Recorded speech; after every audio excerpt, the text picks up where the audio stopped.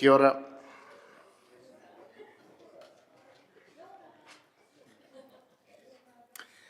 Kia ora tātou, nau mai, haere mai, and welcome everybody to our council meeting for Wednesday, the 7th of May 2025. If I could ask the Deputy Mayor to open with karakia. Tēnā koe, Your Worship, o tira tēnā tātou katoa. Tū tawa mai I runga, tū tawa mai I raro, tū tawa mai I roto, tū tawa mai I waho. Kia tau ai te Māori tū, te Māori ora, ki te katoa, haumi e, hui e, tai ki e. Tēnā tātou. Thank you, Your Worship. Kia ora, thank you. All right, and look, welcome everybody. Our meeting is being recorded and will be live streamed on the Council's YouTube channel. In terms of health and safety, unlike the event of an emergency when that screen comes up,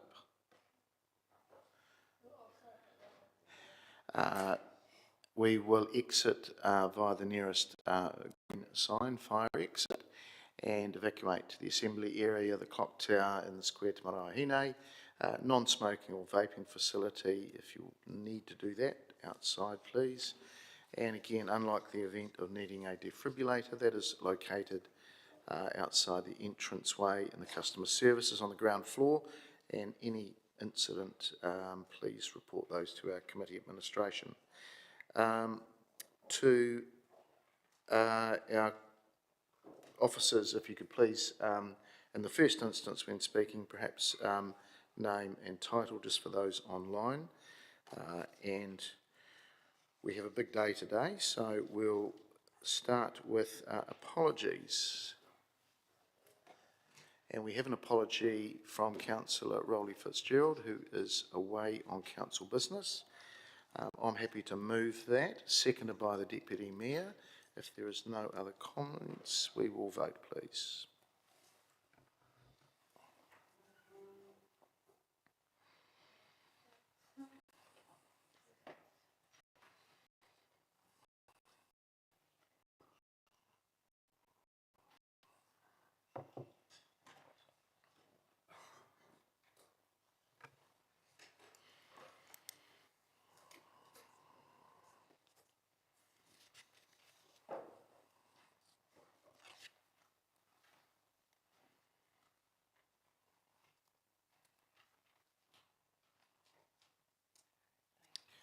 That is passed, 15 votes for and none against, thank you. Declarations of interest, I haven't received any, none from the floor. Okay, we'll now move into public comment, and we do have two this morning, and I'll invite up Susan Beattie first. Susan's speaking to, or making public comment on one of our items around Roslyn, number 13, number 13 on our agenda. Susan. Right-hand side. Right-hand side? I knew I'd get that wrong.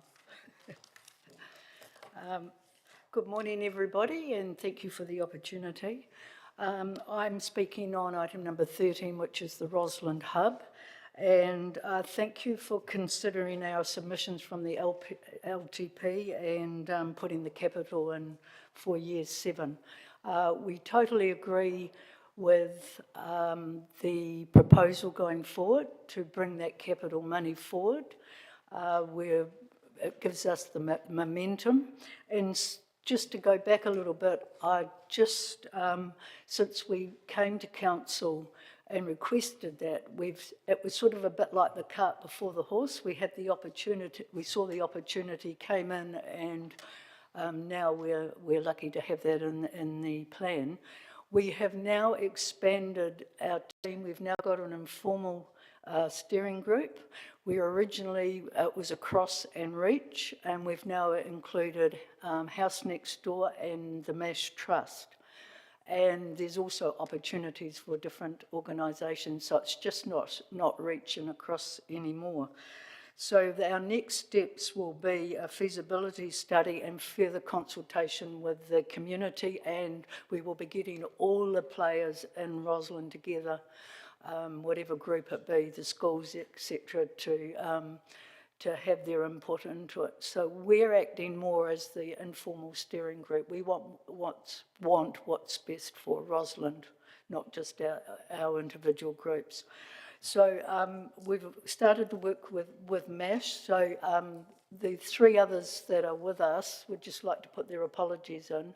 But Carleen Edwards, the CEO of MASH, she apologises she can't be here today, but she did want to make a comment, so I'll just read her comment that she's made. MASH is pleased to collaborate with partner agencies to establish the Reach Across Rosalind Hub in Rosalind. Guided by a commitment to meeting community needs, MASH recognises the significant challenges faced by the Rosalind area, which experiences multiple vulnerabilities and limited local resources. As a community development focus working in a high-need area, MASH is dedicated to strengthening resilience and building local capacity. Through this initiative, we aim to empower the community, enhance access to support, and foster greater self-determination and long-term well-being. And that's pretty much all of us wrapped up. So I know I've only got 3 minutes, and if there's any questions, I'll stop there. Yes, there is. Councillor Naylor. Thank you, Mr Mayor, and thanks, Susan. Just one question. In terms of the community in Rosalind, I'm interested to know whether you would have any interest in seeing the community hub merged with the Rosalind Library. Yes, definitely. We're working with the community development, the council community development team, and we hold all our meetings in the library, so we see that as a big part of going forward. At the moment, what that would look like, we don't know, and that's sort of through the consultation period, but definitely if council want to be involved or library want to be involved, definitely. Okay, thank you. All right, thank you, Susan. Okay, thank you. All right, our second speaker around public comment today is Hamish Williams. Welcome, Hamish. And he's speaking on the health policy, which is item number 9. Welcome.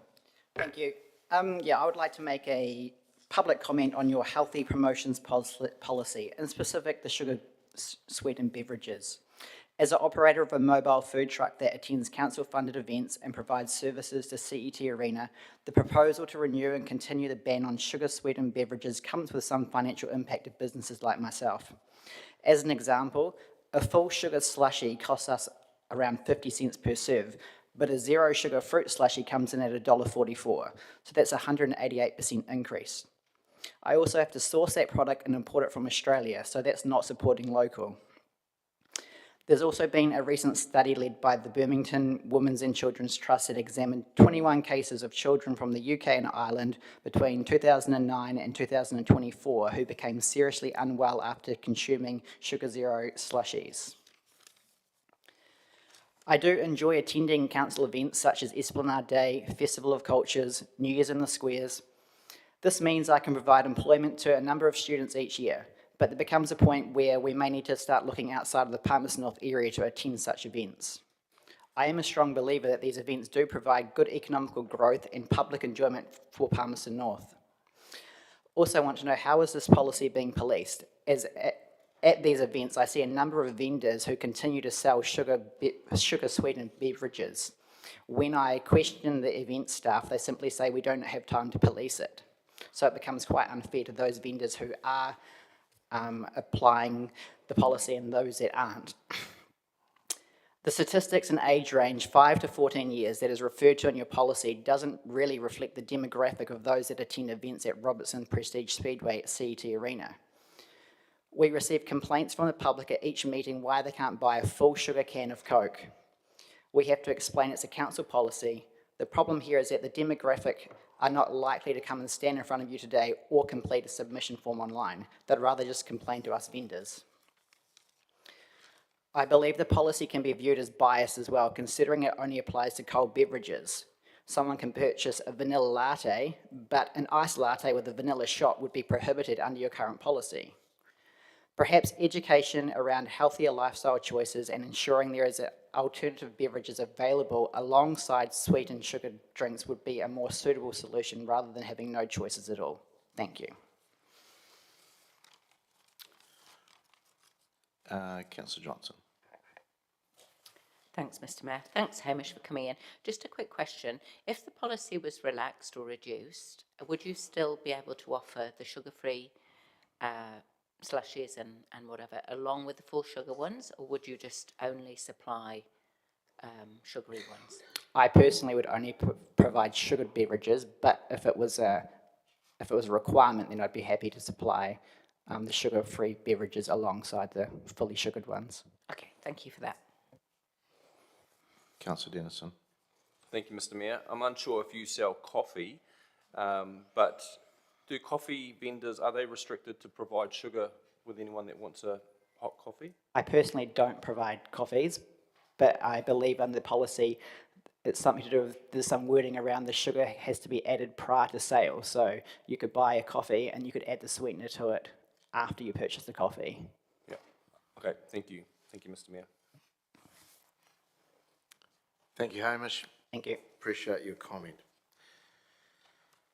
All right, councillors, moving through to number 6 on our order paper, which is around confirmation of minutes. That, once I get that up, that the minutes of the ordinary council meeting of the 2nd of April 2025, part 1, public, and part 2, confidential, be confirmed as a true and correct record. I'm happy to move that, seconded by the Deputy Mayor. Are there any matters arising? Councillor Johnson. Just a correction, which I have spoken to admin staff about, but just to get on the record. So under recommendations from committee meetings, which is 5225, the vote is recorded as 15 in favour and none against, but I voted against and so did Councillor Barrett. So staff will have agreed to correct that. So we just need to put as amended or something in the recommendation. Noted, will do. Okay, any other? Councillor Harpiter. Thank you. Could we have them separate because I wasn't there for part 2? I was there for part 1 but not part 2. Okay, Thank you. we'll have to do that later on. Okay.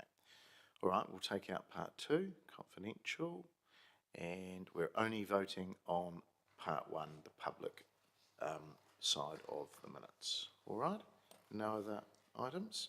We will vote, please.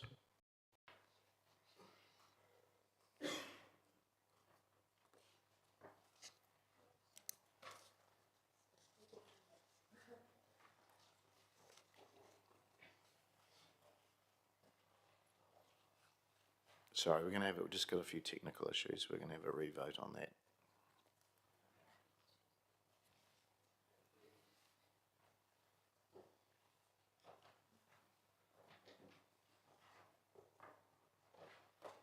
All right, we're voting again now.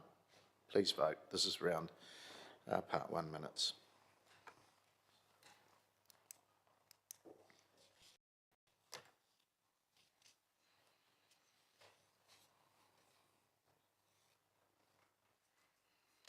Okay, that's passed 15 votes for, none against. Right, we'll move through to number 7, and this is around our Nature Calls project, and I'll ask Mike Monaghan to come up.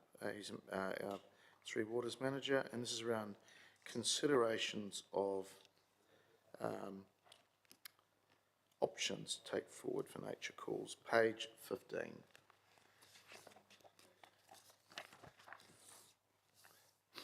Sorry, Councillor. Sorry, Mr Mayor, did we accept the public comment? No, we didn't. Do we need They to were do that? late coming in, but that's fine. We better do that. Yeah. Sorry, Mike. And are we doing part 2 minutes in part 2? Okay, thank you. Okay, so apologies there. It came in at the 11th hour, so we just didn't have that set up. So we've got just a recommendation. This is around process that we receive the public comment. I'm happy to move that, seconded by the Deputy Mayor. There being no comment, we will vote.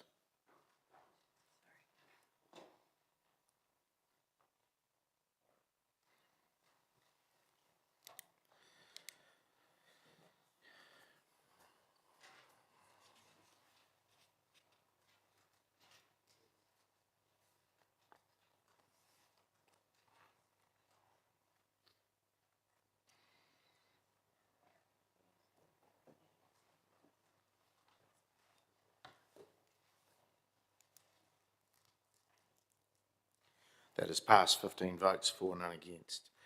All right, we're back to you now, Mike. So page 15 of our papers, and this is around our Nature Calls program, and we have joining Mike is Anna Lewis, who's on team. Welcome, Anna, and is the project manager. So I'll pass to you, Mike. Tēnā koutou katoa, ko Mike Monaghan, Tikawingwa. Thank you, Your Worship and councillors. Yes, so we're happy to bring this paper today.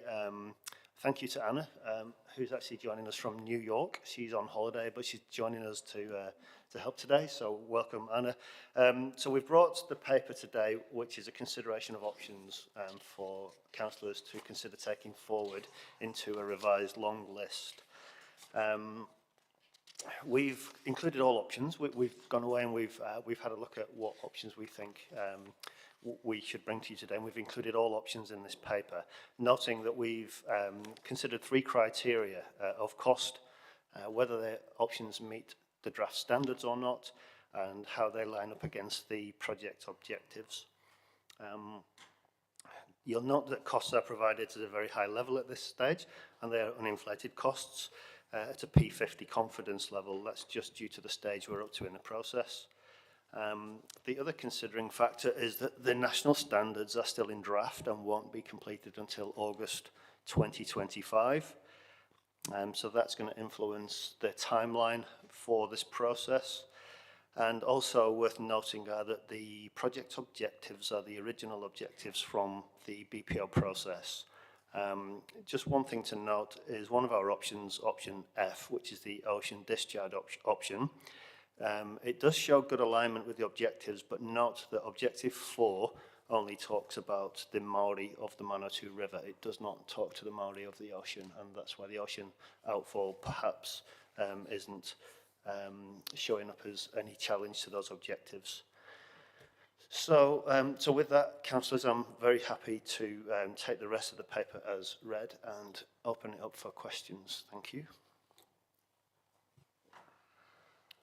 Thanks, Mike. Nothing from you, Anna? Kia ora koutou. No, thank you. Okay, If you thanks. can hear me okay. Yes, thank you. Excellent. All right, Councillor Johnson. Thanks, Mr Mayor. Thanks, Mike. If we are to rule out some options today, and then the wastewater standards are published in August and we realise we've ruled out one that we actually would like to investigate further, is that going to have any adverse effects? You know, in other words, how confidently can we go forward with some of these at this stage? Is there an option, should the wastewater standards come out quite different to the draft, is there an option for us to add another one in later, or do we need to remain more, have a wider selection of options at this point and just only eliminate a smaller number? Do you see what I'm asking? I don't think I asked that very clearly, but hopefully you understand. I think I understand the question, councillor. It depends whether you're ruling them out based on whether they meet the wastewater standards or not, or for another reason. If you're ruling them out because they don't meet the wastewater standards, then I would suggest that we may have an opportunity to revise and to relook at that option once the new standards are released, and we can measure any, we'll have all the information we've got to date. What we're suggesting is we just won't put much more technical effort into any you rule out today, kind of on a no regrets basis.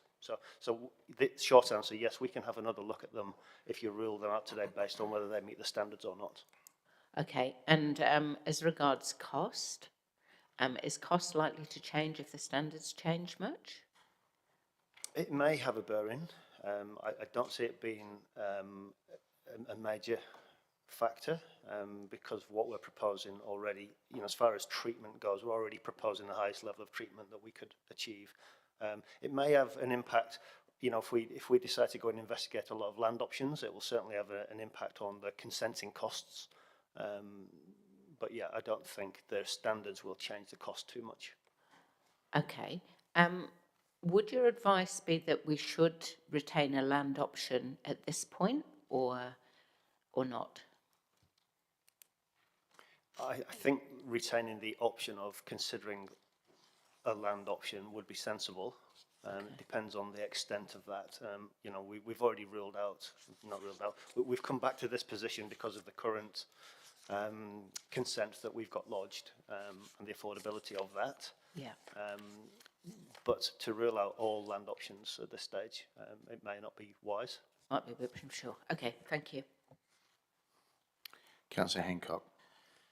Yeah, thank you, Mr Mayor, and thanks, Mike, and thanks, Anna. Just a few questions. First of all, just in relation to option D, which is the dual discharge plus land. Page 21, there is a comment there which says the Opiki site is unlikely to be supported by iwi. Does that apply to all options which perhaps have an Opiki option for the outfall? I believe so, Councillor. The conversation we've had with our river iwi, Te Tūmata Te Huki, representing the hapu of the river and of Ngāti Whakatiri, the conversation we've had to date is that they're not in favour of Palmerston North discharging further downriver. But that would actually then add a complication, wouldn't it, in terms of the wastewater standards around Periphyton? Would that be correct? Correct. I guess from a purely technical perspective, the only reason that location has been considered is because of the change in the river bed, not purely, if you like, the location, it's the change in riverbed from a stony gravel river to a sandy river, and the impact on periphyton growth, science tells us, only grows on rocks and stony rivers, and it changes what you would do with the standards at that point. So that's why that point has been considered. Thanks, Mike. Okay, just turning to option F, which is the discharge to ocean. The cost for that was originally, I think, from memory, it was 900 million plus, and I think that raised some fears, obviously, across the board. Can you just tell me, just in terms of iwi consultation, did we actually talk to them about an ocean discharge with an increased treatment level, or did we just say we would be sending that out to the ocean just as we are treating it currently? Yeah, all the conversation that I've been involved with on the project has been no increase of treatment to the current plant. Yeah. Okay. The new cost on that is $529 million, which of course is getting a little bit closer to the envelope of $480 million. Have we discussed a shared ocean outfall, perhaps with Manawatu District Council, Whanganui, Horowhenua district councils? We've had that conversation internally and with our management team. We haven't formally had that conversation with other councils. So do you think, just given the answers that you've given, it would appear as though perhaps there is further conversations to be had in respect of a potential ocean outfall? Do you think it would be wise to perhaps just leave that in for now? So we... Councillor, I can tell you that iwi have been quite clear both at the last BPO stage and in this stage too, that they would not support that. But that doesn't mean that elected members can't make the decision to leave it in for further investigation and further technical review. That would be your choice. But I guess and I'm seeking comment from you on this, is that it seems to me that if we increase the treatment level and we still discharge to Tota Road or Piki or somewhere like that, there we increase the treatment level. We're just really using the Awa as a means to actually then transport the same wastewater to the ocean anyway. So does that kind of thinking increase our ability to have a broader conversation with both iwi and other stakeholders at perhaps Foxton? Yes, it does. I think the thing to note here is the costs of 500 and something million, I can't quite see, that's purely conveyance and pumping and building an ocean outfall costs. You'd need to factor in the cost of an upgraded treatment plant. If you wanted better treated wastewater to then discharge to the ocean, you'd have to factor in the costs also on top of that, of what it would cost to upgrade the treatment plant. Yeah, I understand that, and Yeah. that of course, is the reason why I've asked about other councils, and that would appear. So the conversations we've had with other councils in respect of an ocean outfall have been informal conversations rather than... Councillor, I can tell you this time round, since you've instructed us to go back and look at options, we haven't engaged with other councils about this option. There may have been some work done last time that I'm not aware of at this stage, but I could go and investigate that for you to see if any work was done. Okay. Thank you. And I guess, yeah, just to tidy up, just in respect of options D, E, G, H, and I, they all include a land dispersal option. So can you just remind us all, please, what the land requirements are contemplated for each of those? Gosh. I'll try. So I think what the new standards, and bearing in mind that they're draft standards, are saying is that you would need to do a risk-based assessment on a parcel of land for the ability of that land to accept the water, and then a risk-based assessment on the impact to any either receiving environments or any residents nearby, water bodies or things. So you'd have to go away and do quite an extensive risk-based assessments on each area of land. There's quite a detailed section in the draft standards around the acceptability of the land, the flood risk of the land, and I think what it's pointing to is that you would need to you'd need to understand the block of land that you're intending to apply wastewater to be able to do that risk assessment. Currently, you'll be aware that we're working on almost like an area of interest approach, where we're looking in quite a large area, with the last consent, what land could we purchase, what land could we look at within that block. You'd need to nail that down quite closely to the land you want to look at to do the risk assessment on. You still, I think, and without having the figures in front of me, I think we're still talking about 1,000 hectares minimum, and that would be dependent on the class of land that you end up with after the risk based. I don't have the detail in front of me, apologies, but I think there's 3 classes of land, class 1, 2 and 3. Class 1 being very good land, you'd need less of it. If the land fell into the class 3 category, you'd need an awful lot more, and that's getting up to that 1,000 to 2,000 hectares, depending on that risk assessment. The standards are a little bit light on how you would do that risk assessment, councillor. That's why we're waiting for the final standards, but yeah, it's looking quite prohibitive to do land discharge based on what we see so far. Yeah, sorry, and you just mentioned there class 1, class 2, class 3 soils. Is that the No, agricultural definition, or is that wastewater? No, not soils. So the classes in the new standards are not talking about the class of soils, which is what we've all been used to talking about recently. The classes in the standards are talking about the ability of the land. It's a wastewater measure. After the risk assessment has been done on both impact and capability of the soil.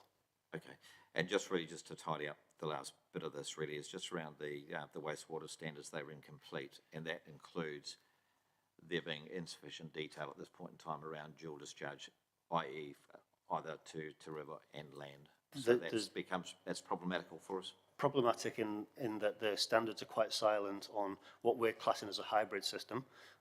At the moment, the standards only refer to if you're discharging to a water body or if you're discharging to land.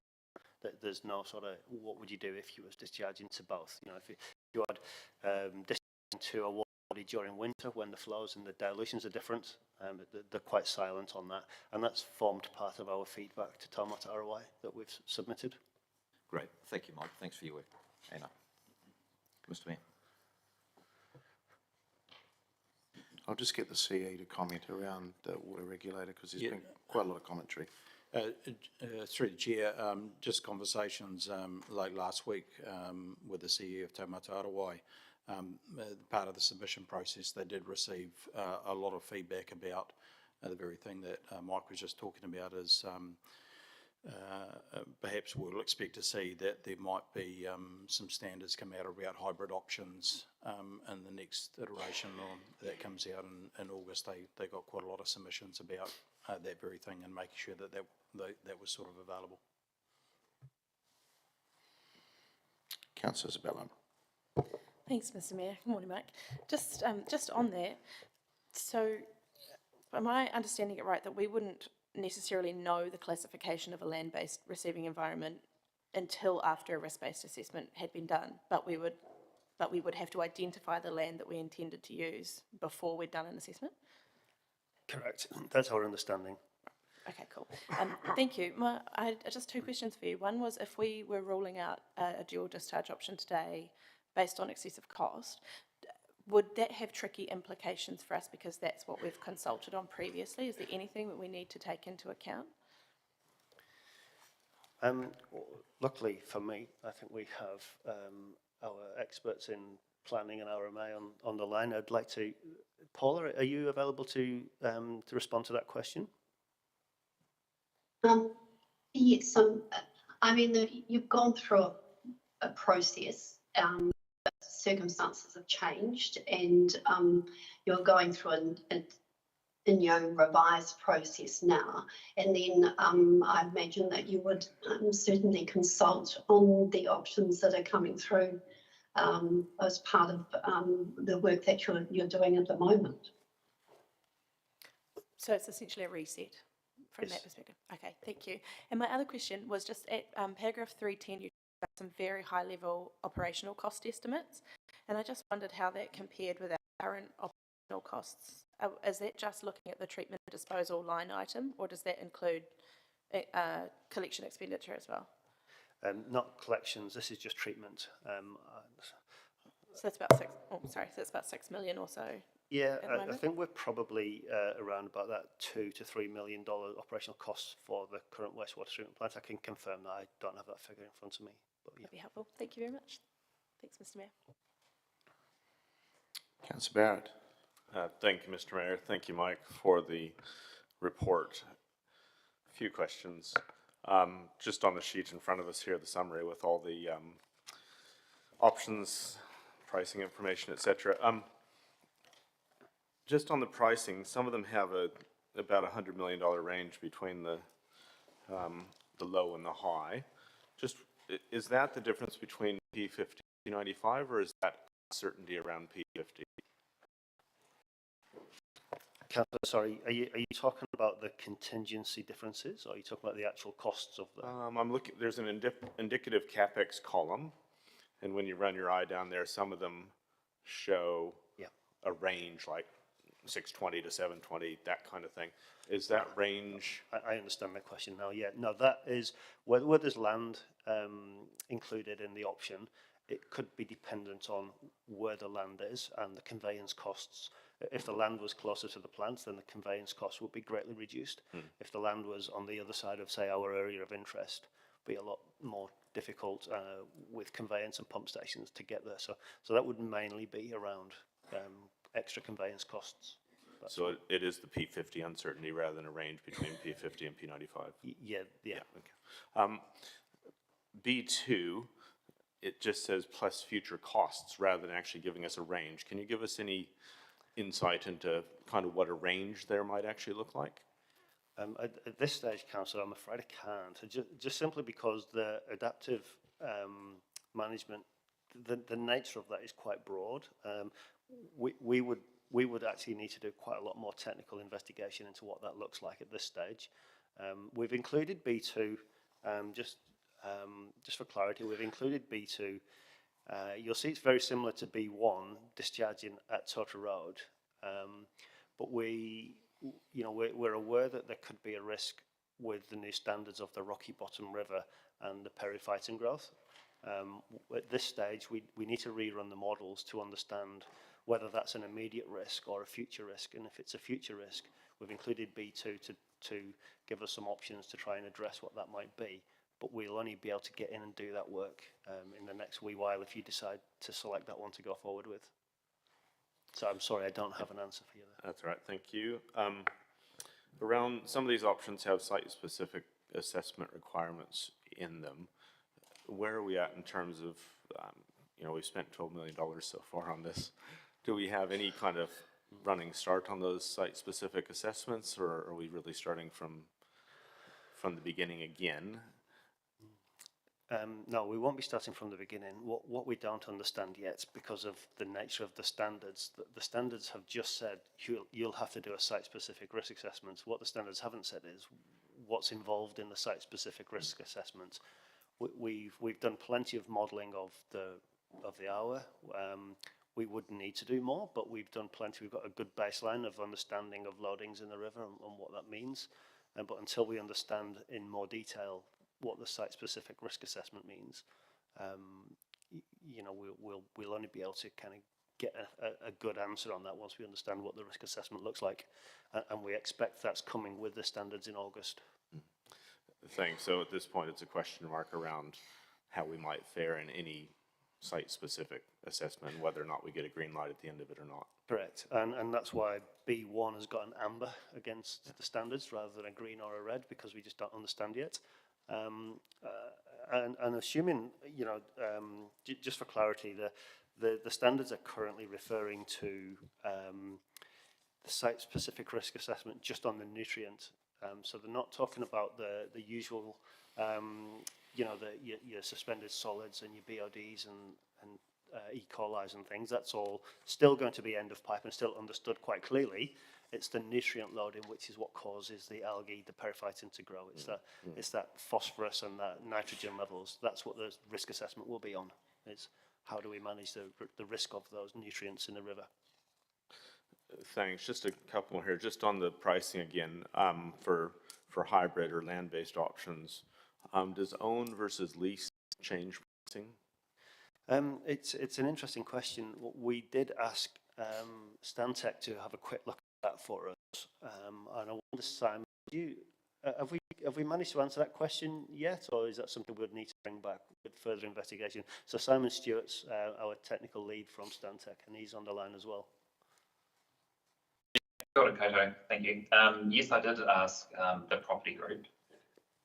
They came back with a range of leasing options, but it's quite the range. I was just trying to madly find it. You can lease long-term or you can lease short-term, and there are different prices for that. If you can give me a few minutes, I can come back with an answer on that, if you'd like. That would be helpful. The simple question is whether or not it's more expensive to lease or own, and noting that we're looking for a 35-year consent. Can I just verify kind of the crossover with local water done well? What numbers were used? Because there's now a huge range of numbers on this page, from 200s up to very, very big numbers. What numbers were used in that modelling for local water done well? So the baseline model was the LTP figure of $480 million uninflated. Yeah. So if we were to revisit some of that local water done well work with something that started with a 2, something that started with a 3, would there be some other local water done well options that were ruled out that might now be open to us? It's a really good question, and I think I may just throw over to the CE to see whether there's a good answer for that question. Yeah, through the chair. Yeah, we did check some of those things. I might almost defer my response as well to the finance team. We did a little bit of modelling around this as well. If I'm correct, any option for an in-house business unit still wouldn't stack up, but potentially marginally an option of a single council CCO might get across the line, if I'm correct, but I'll just check with the team. Yeah, through you, Mr. Chair, Cameron Mackay, GM Corporate Services, Chief Financial Officer. Chief Executive's articulated that correctly, that in terms of an in-house option, a number with a 2 or a 3 in front is still not within what we would deem an affordable price point. It does have, it will have a more positive bearing on the initial analysis of a single CCO, but that would still be,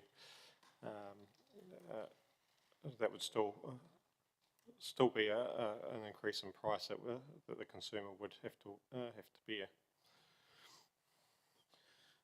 Thanks. And is that margin of increase similar across the single versus multi-CCO?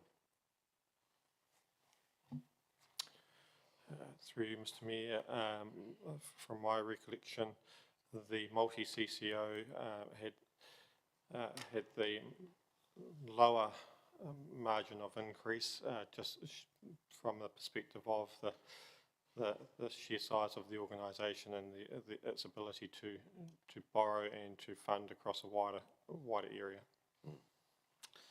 Great, thank you. That's questions for now. Thanks, Mike. Thanks, Mr. Mayor.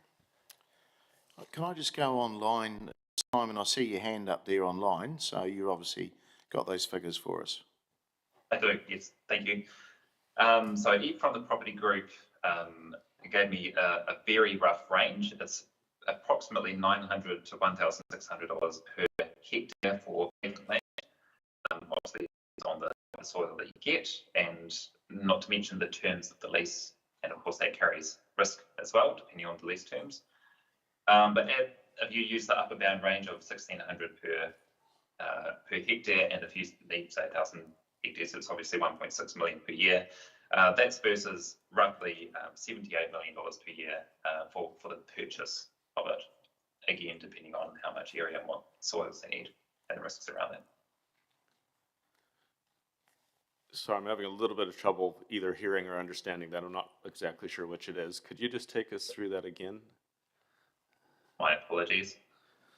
Roughly 1.6 million per year for lease, and about $78 million to buy, give or take your range of land, soils, and terms. So if we were to divide the 78 million by 35 years, we would come up with a cost of... That's roughly 2, isn't it? Somewhere around 2. So that could lead us to the conclusion that it's about 25% cheaper to lease rather than own? Yes, there are, of course, risks on your leasing arrangements, so you really need to nail down the terms. And we've had an example where, for example, Rotorua, they have terminated the lease of the land where they were charging to forest. The owners want them out. So that's the kind of risk you have depending on the terms of your lease. Great, thank you. That's very helpful to understand that differential and the caveats around it, Mr. Mayor. Councillor Bowen. Thank you, Mr. Mayor. This is really just a process question for this. Mike, some elected members have already mentioned the reasons why they'd be looking to remove an item from the long list, and in 7.2 you talked about it needing to be important for the rationale for the decision to be recorded. So I just wanted to check in if that's recording the discussion at this meeting, or if that's something we need to capture in the motions that we remove by. Yeah, it is a process question, and our understanding is that any, going forward, any options that you don't wish to consider, we just need to capture the reasons. I don't know if it needs to be in a motion, but it'll probably be captured in the minutes as to why we're not going forward with an option. Okay, thank you. Thanks, Mr. Mayor. Councillor Harperdale. Thanks, Mr. Mayor. Thanks, Mike. Just got one question, and it probably might go back to Simon, but I'll ask it through to you. Mine is around access. How available is the land to actually lease or buy right now if we need to do it? Yeah, so it's a really good question, and this was challenging for the last consent that we lodged, and we had many conversations with many landowners. Even to get onto the land to test the land was challenging. So I think the short answer is it would not be easy, but that doesn't mean we shouldn't do it just because it's not easy. It would just be a challenge. So there's no definite answer there? Oh, I can't give you an answer of how easy it is to buy land. You could use the Public Work Act, and there's mechanisms. I was probably talking more about leasing. We probably haven't had them conversations about leasing. Okay. We'd have to talk to some experts about that. Okay, thank you. Thanks, Mr Mayor. Councillor Naylor. Thank you. Just following up Councillor Barrett's question around the local water done well options, and the finance team suggested that based on the modelling in-house, it's still not affordable. I'm just wondering what the margin is. I mean, I'm presuming that the modelling's done based on assuming that everything else in the LTP is still included. So you've obviously knocking off around 200 million of wastewater. How much more would be knocked off in other items for that to become an affordable option based on the modelling that's been done?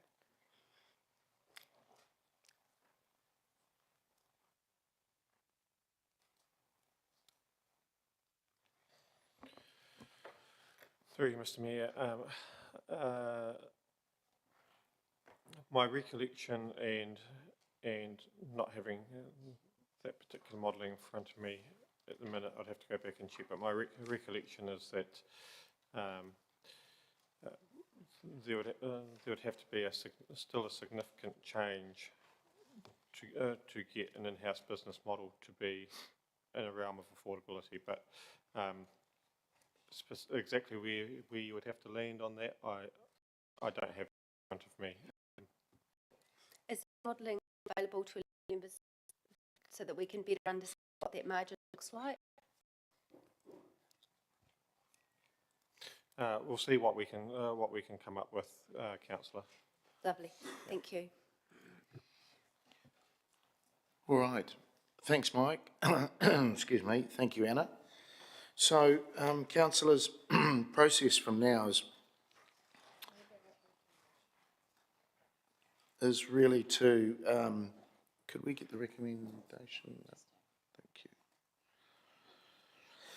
Is around giving some direction to the Chief Executive around excluding or discarding options, because process is still relatively important here, and although it is a reset, we're not jumping to options, we're just eliminating some that are quite obvious as not practicable options for nature calls.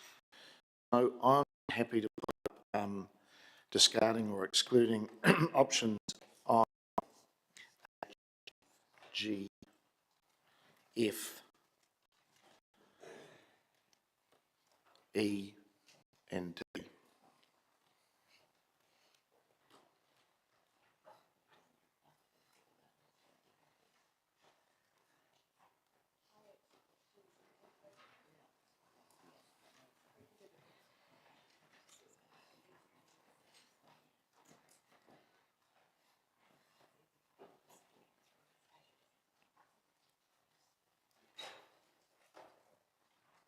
So I, H, G, sorry, E, F. Yeah.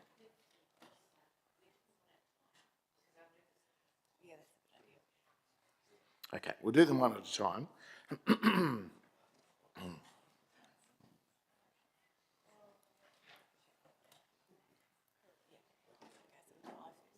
We'll do I first.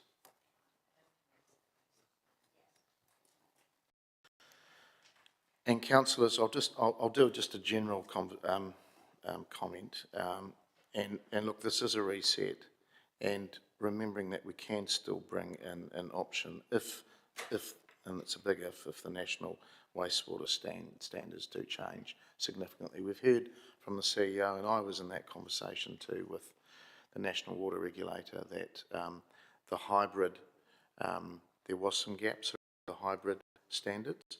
So they have had a fair amount of commentary from this sector, and to be fair to say, some want stronger standards and a lot want lesser standards. So it's your normal mix of what can happen in that environment. So we will have to wait, and it's sensible to wait for when those standards do finally come through. It keeps the BPO process intact, remembering all of these, well, not all of them, but there is the highest possible treatment standards, which Mike's alluded to. Yeah, we've still got a number of different options there with adaptive management, hybrid land, wetlands, river options, improved technology, etc., etc. So my options here are, around excluding are the highest options of cost and the traffic light system, which has been fed into by not only officers but our iwi as well. And you know, just to give you some reality on the cost, these what I'm ruling out here is the 714 million to the 500 or $500 million options. Everything else, I believe, should be probably up for consideration. Bearing in mind, we just don't know enough yet about the national standards. As soon as we do, I think the options that will be left on the table will be a lot easier to get our heads around, and also those of the public. So we'll go back to number 1, please. Yep, thank you. I'll go back to number 1, and this is option I. This is the Longburn River, Longburn and land consent application. Varies at 598 million to 696 million. I'm moving that we discard that option. That's moved by myself, seconded by Councillor Dennison. I'll open it up for comments just on number 1. Councillor Johnson. Just, it's more of a process comment really, that we need to record a reason why we're discarding it. So. I've just done that in my comments. It's not a practicable option. Because of the cost. Because of the cost of 598 million to 696 million. Okay. Yeah, just as long as we've got that in the minutes, that's all. Can we record the cost, the estimated cost? Okay, it's in the options, all right. That could be just referred to in the minutes, please. I don't want to come back to this in 6 months later and somebody does make a comment that we haven't done that. Okay, so we're just going to vote on number 1. No other comments. We will just vote on number 1, please.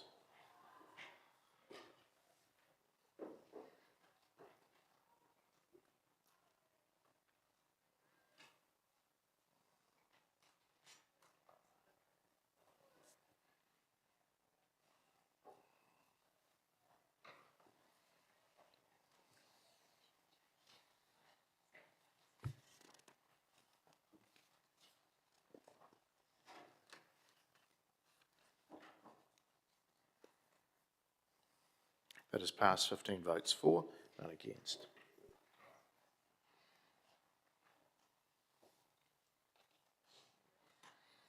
All right, number 2. If we could just, we've got something's happened to the text there. Thank you. Okay, so number 2 is that Council direct Chief Executive to exclude or discard option H as not a practical option for nature calls. I'm happy to move that, seconded by Councillor Dennison. Now, colleagues, this is the River, Totara Road and land staged. And again, because of cost, it has a cost parameter or estimate of 559 million to 656 million. And it's likely not to be compliant initially as well.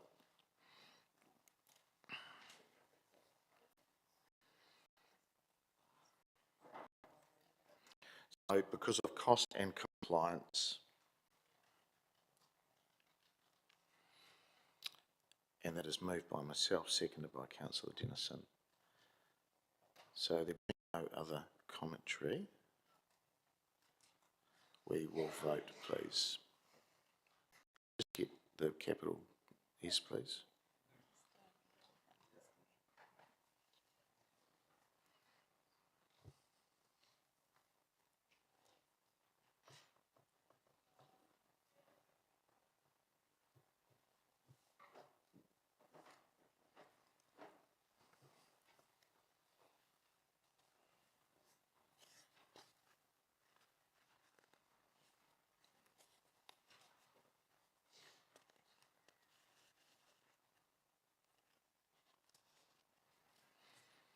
is passed 15 for, none against.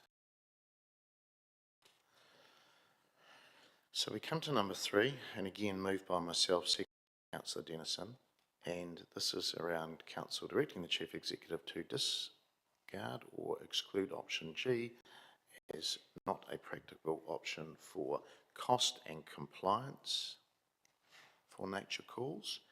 Now this is around again the river at Taitra Road and a land staged move. It's very similar to option H, but has and very similar,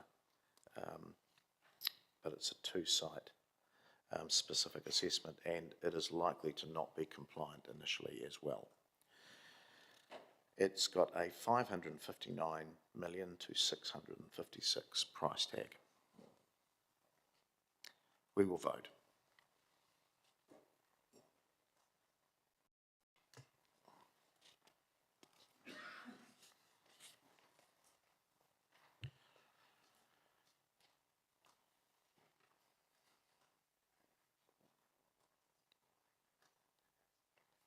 That is passed 15 votes for and none against. All right, we move through to number 4, and this should really be F, sorry. Can we make that F option? Okay, and this is moved by myself, seconded by Councillor Dennison. Again, that Council direct the Chief Executive to discard or exclude option F as not a practical option for nature calls, and this is around the ocean outfall. This is around price, and it's 529 million, but also we know that we have some significant stakeholders that this is not their this is their least favoured option. For stakeholder agreement.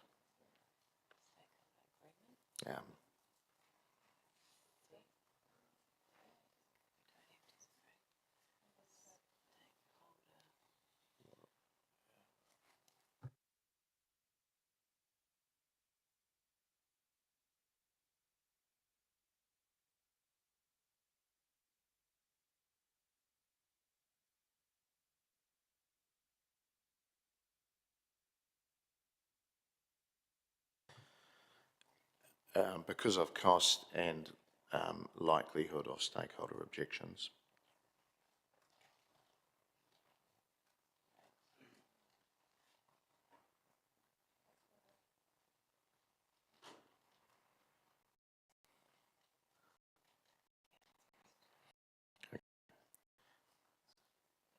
Councillor Hancock.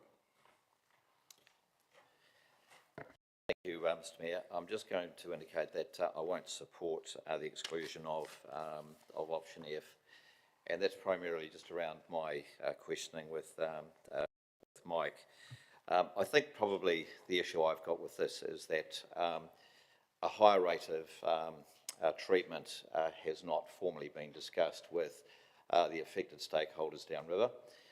So therefore, I think we probably just need to keep that in for now to ensure that when we do complete our consultation with iwi and other stakeholders, certainly around sort of the estuary, that we actually provide them with all options that are discussed in the wider paper.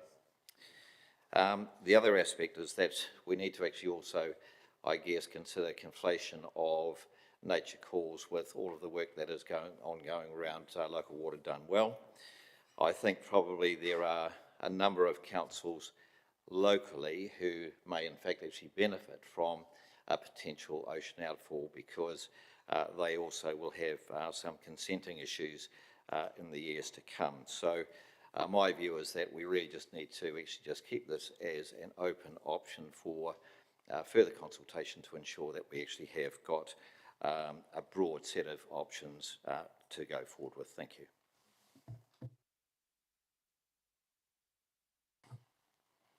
Councillor Barrett. Thank you. If I might, Mr Mayor, a question of you on this, in terms of the reasons that are given there.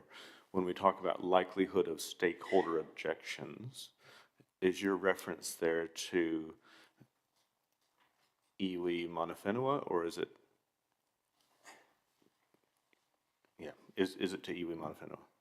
Absolutely. I was in the original discussions representing you, and this was absolutely off the table. Thank you. In their, in recognition of their status as treaty partners, would you be open to changing the language to likelihood of partner objections or treaty partner objections, to be very clear about it? Yep. Thank you. Yes, that's a yes. Treaty partner, yep. Councillor Meehan. Thank you, Mr Mayor. I won't be supporting F either. I believe it needs to stay and be looked at a bit further. For all the reasons that Councillor Hancock put forward, and the fact is that, as a simple point he made, if it goes to river, it's going to sea anyway. Put back to iwi, maybe. I don't believe they're actually given a clear-cut preferred option whether they want river or ocean. And if they have to have one, which one would they prefer? And I think it's something we just need to further look at to give us wider options. I think we need to stick with it. Thank you. Councillor McLeod. Thank you, Mr Mayor. I'm just going to be brief on this. I will be supporting to discard option F as not being practicable option. And the reason being is I understand where Councillor Hancock is coming from, and also Councillor Meehan are coming from, especially around putting this back to iwi. I mean, we've had a BPO process which is quite thorough, and a lot of technical detail went into that. While I do acknowledge that this option meets the standards of this ocean discharge, there's also a cultural risk assessment here that we need to take into consideration. Hapu, iwi have completely and made it clear that they do not want any sort of discharge in the ocean. While I understand that there are other councils around the country that actually do ocean discharge, but the makeup of our iwi, or how we operate here, or the treaty, obligations that we have to our mana whenua, they've actually told us that they do not want any form of ocean discharge. And I think from a cultural perspective, we need to take that into consideration. And also the price tag attached to it as well, $529 million, compared to the options that we have, which are much cheaper and which would be ecologically sound as well and good for our community. So on that basis, especially on the cultural aspect of it, I'll be voting in favour of discarding option F. Thank you. Councillor Wood. Thank you, Mr Mayor. I just want to speak briefly about this idea that Councillor Hancock's introduced to the Chamber this morning through his questions. And I would suggest two things. One is, at a cost of $529 million, plus $285 million to treat it to a higher level, unless you're seeing something I don't, that's at least $800 million. And I don't know where that's sitting. I mean, we have difficulty engaging our regional partners to contribute to the arena, let alone to give us hundreds of millions of dollars to build an ocean outlay. So I just don't see that as a practical or real option in front of us. And more than that, why would we spend all that money to just pipe it along the length of the river to then put it in the ocean anyway, if you could just spend $285 million and put it in the river? As it's been said by Councillor Meehan and Councillor Hancock, it is going to the same place. So one way, we build hard infrastructure at a huge cost to our community to put in the ocean, or we use the river as effectively nature's pipeline to put it into the ocean that way for no cost to our community. So it just seems bizarre conceptually that we would treat it to a higher standard and then spend all the money to take it out to the ocean. We've got the option to treat it to a higher standard. It's option A, B1, B2, C, and just put it in the river. So this I don't think is a real option, and I won't be supporting keeping it. So I'll be supporting the Mayor and Councillor Denison's motion. Councillor Naylor. Thank you, Mr Mayor. I'll be strongly supporting this recommendation. I think there's two extremely strong reasons why.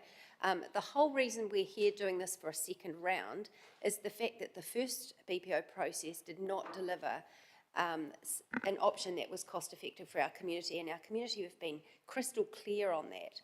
So I'm a bit stunned really that people would be even considering an option that might be even 500 or potentially 800 million cost. And as well as that, for iwi to be clear in their feedback at this point, that's a reason in itself for me to be comfortable to exclude that on this basis. I don't think we need a broad set of options. We've had broad sets of options all the way through. That's cost us $12 million so far. I do not want us to spend unnecessary money doing technical reports on options that are simply not affordable by our community. Deputy Mayor.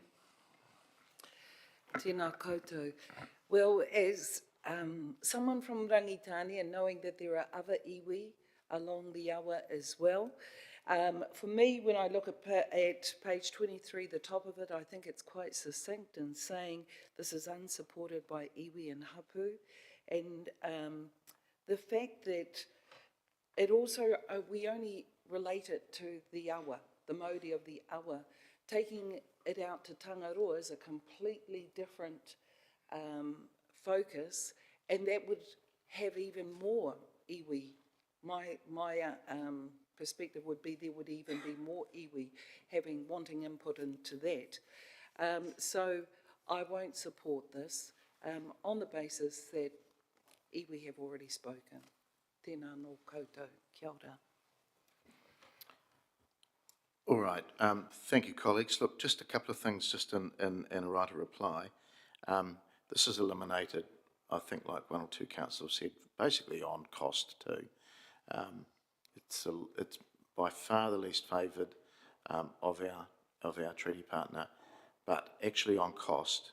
Remembering this is not currently treated to a high level, there would need to be a higher cost for the treatment plant if we were to join up other councils. And I appreciate what some of the commentary was around.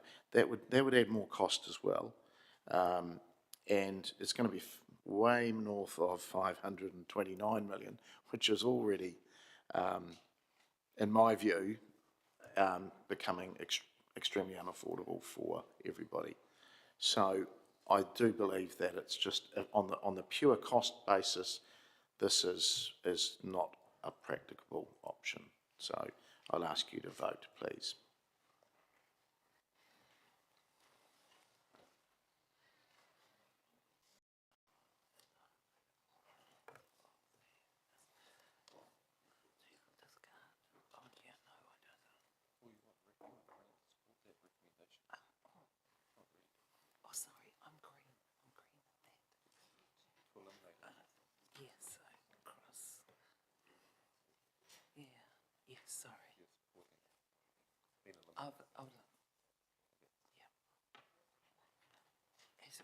Okay, that is passed 13 votes for, 1 against, and 1 abstention.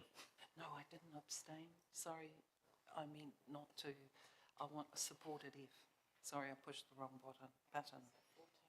Okay, all right, 14 for and 1 against. It's noted.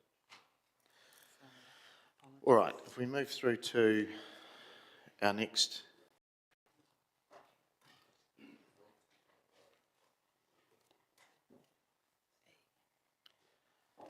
and this is E, and I'm looking to move this, seconded by Councillor Denison. Thank you. And this is around that Council direct the Chief Executive to discard option E as not a practical option on the basis of cost for nature calls. So colleagues, this is around river at Tocha Road and Opiki and land, and it is still reliant on obviously the right sort of land that is moisture dependent. It has a price tag of 445 to 599 million. And just knowing what we've gone through around selection of soils, it's very, very likely that's going to be into the higher category than the lower category. So I do think it's worthy of discarding now. Councillor Johnson. Thanks, Mr. Mayor. I'm not going to support this one because I think it's important that at this stage we retain a land option for investigation. The wastewater standards have not been confirmed, and we've already heard that they're fairly light at the moment on the implications of a hybrid discharge. So I would like at this stage that we keep the option of a hybrid discharge in, even if ultimately we don't go with it. I think it's premature to get rid of it at this point.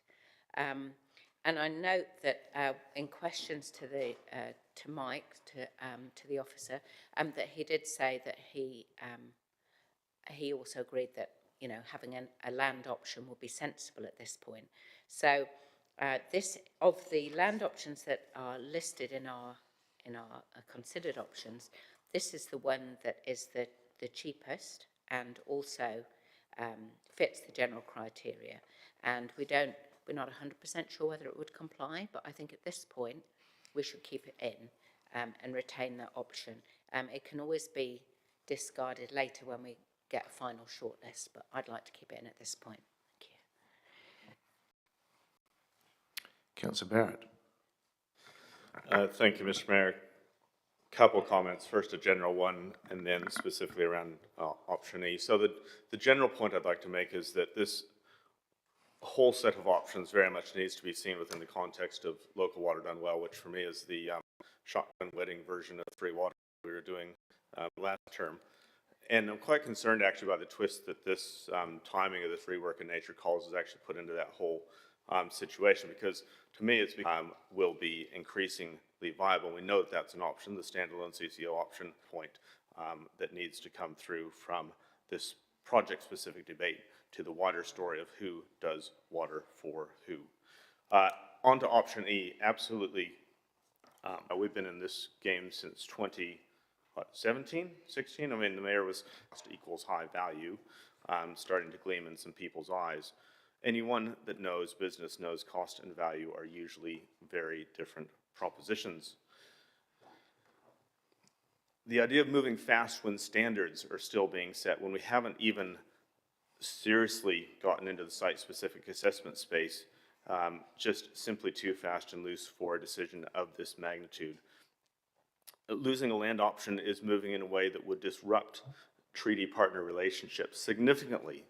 An example of that being the letter that we received yesterday. But I'd also point out that discarding this option would absolutely hamstring city growth while also putting too much pressure on the river. What's ultimately the best practical option is the one that sets the city up for the long term. And Nature Calls is absolutely an intergenerational investment. It's an environmental stewardship decision as well, and a city growth decision, and the biggest one certainly in our time on council. So on growth, the current wastewater treatment plant was built in about 50 years ago. The city was 40 to 50,000 people. We're now at 90,000 people. If we assume a simple 2% growth rate going forward, in the next 50 years, we'll be a city of 200,000 plus. Now, anybody that thinks we can fit the wastewater of 200,000 plus people into the Manawatu River at low flow, when it's already full of pollution by the time it gets to us, is dreaming, or they have a very poor grasp on what environmental stewardship means, a very poor grasp on what cultural respect for our city, for our river, and our treaty partners means. So I'm absolutely opposed to any diminution of options that would take us completely out of the river at this stage, or that would leave us with an absolute vestige of land on which to operate. I know that there's some interest in the adaptive management, potentially doing some showcase sprinklers there, but you know, we need substantial amounts of land if we're going to be serious about the environmental stewardship side of this, if we're going to be serious about enabling city growth. And so it would be very short-sighted of us at this point if we were to discard option E. And so I'd urge you, colleagues, to vote against this. Keep this option with us, at least until the standards land, at least until we get some certainty. We've heard loud and clear from the community for a long time about wanting to see environmental stewardship improved, and this gives us a very practical option in that way. We've just heard that the loan or the lease versus own option is a 25% differential in price. So yes, there's some concern around price on this, and I share that concern, but I think there's some way to go in terms of where we can go with this. So please do vote down.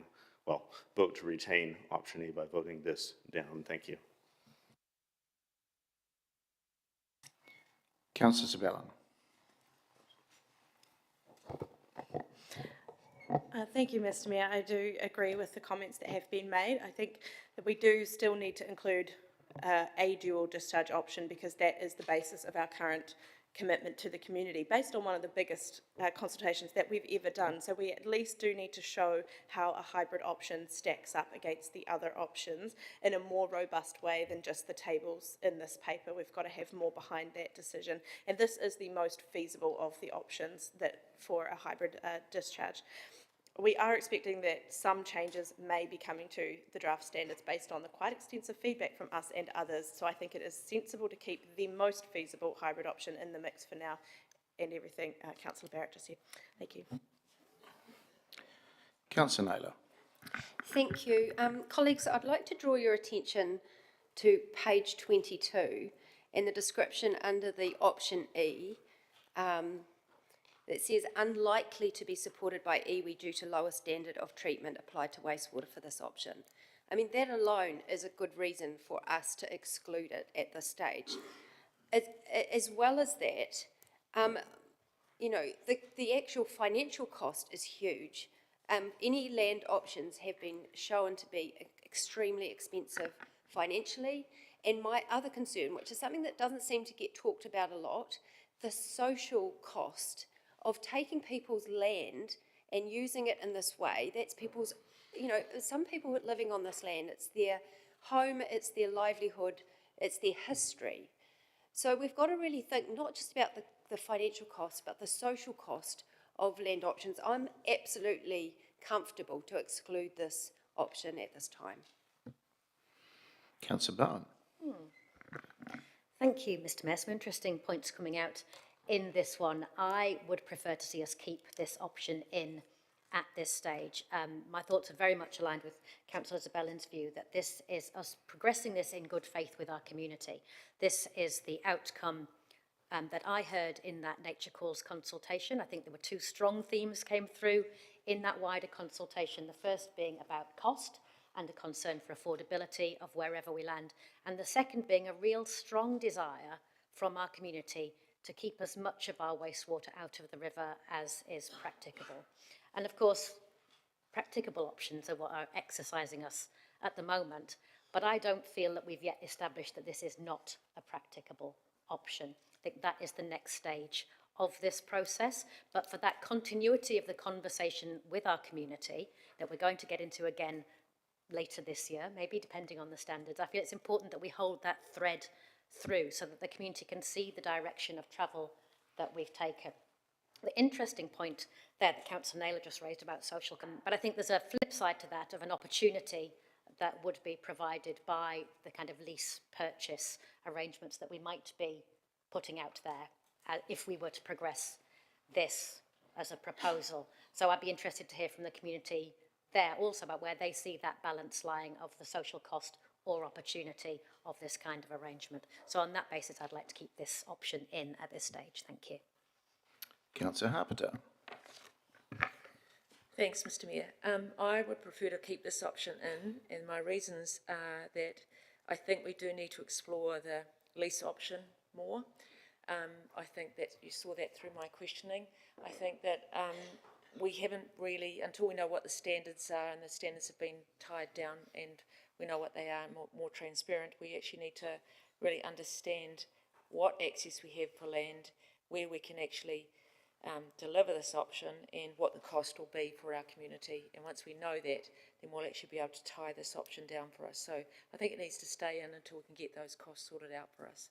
Thank you. Councillor Hancock. Yeah, thank you, Mr. Mayor. I'll be very brief.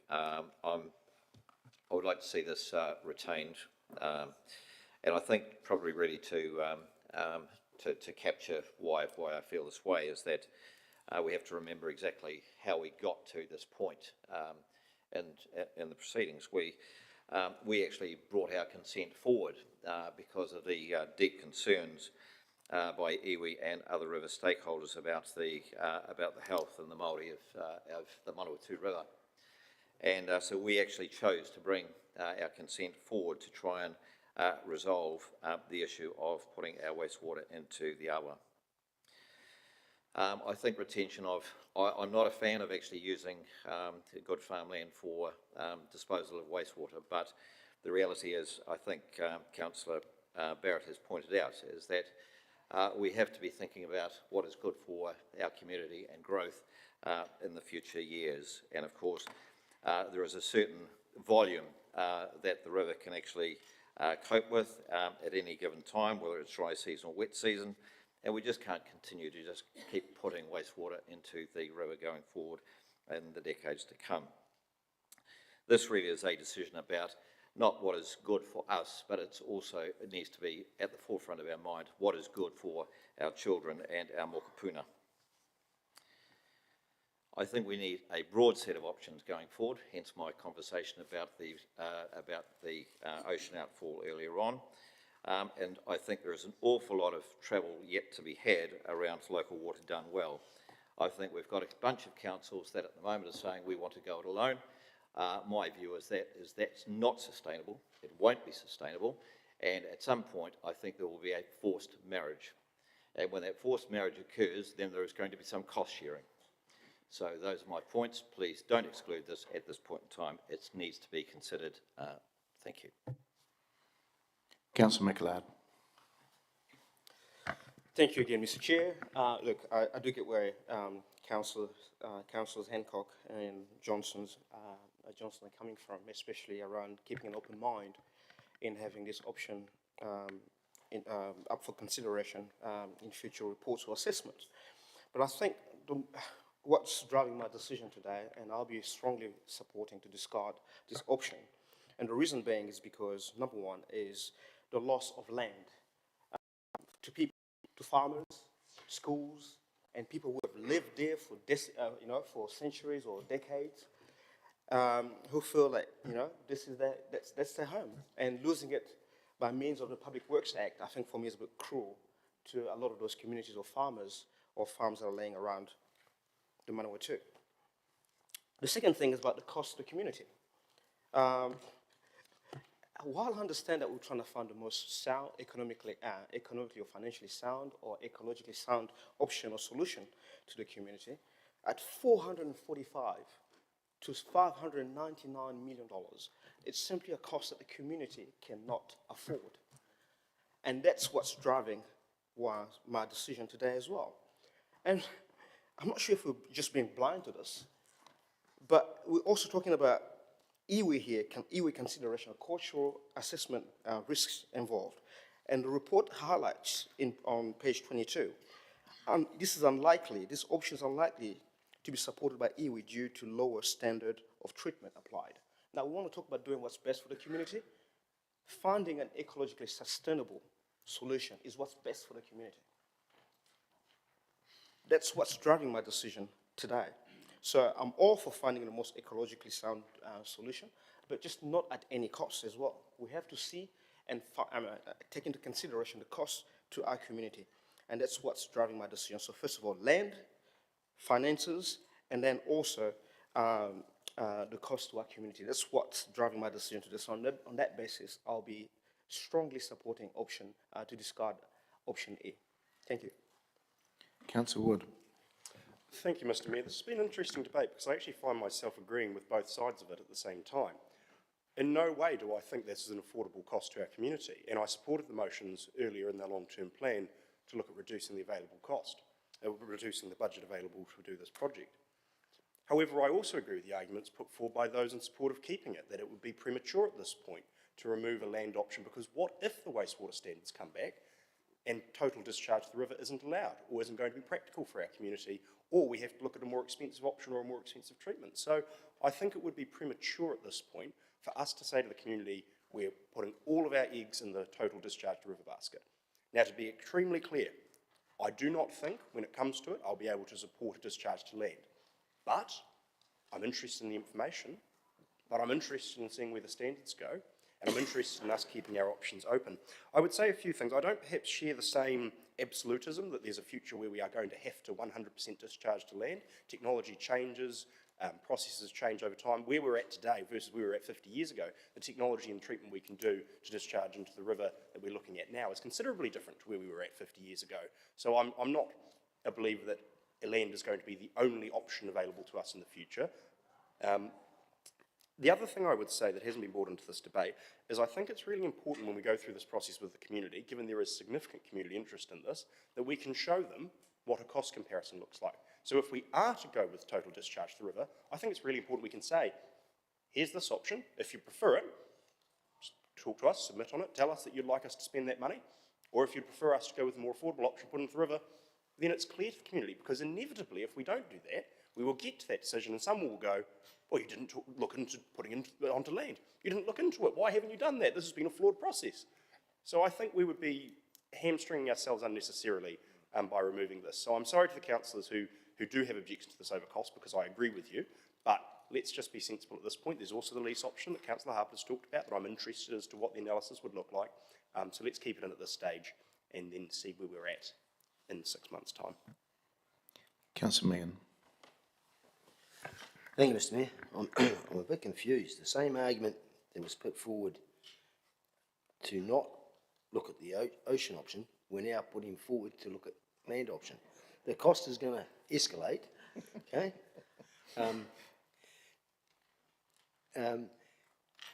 Iwi have talked about not in the ocean, not in the river, not on land, okay? There's not a lot of options left to us. We've got to go somewhere. We've got to do something. So closing down all the options, the same thing that was talked about with the ocean.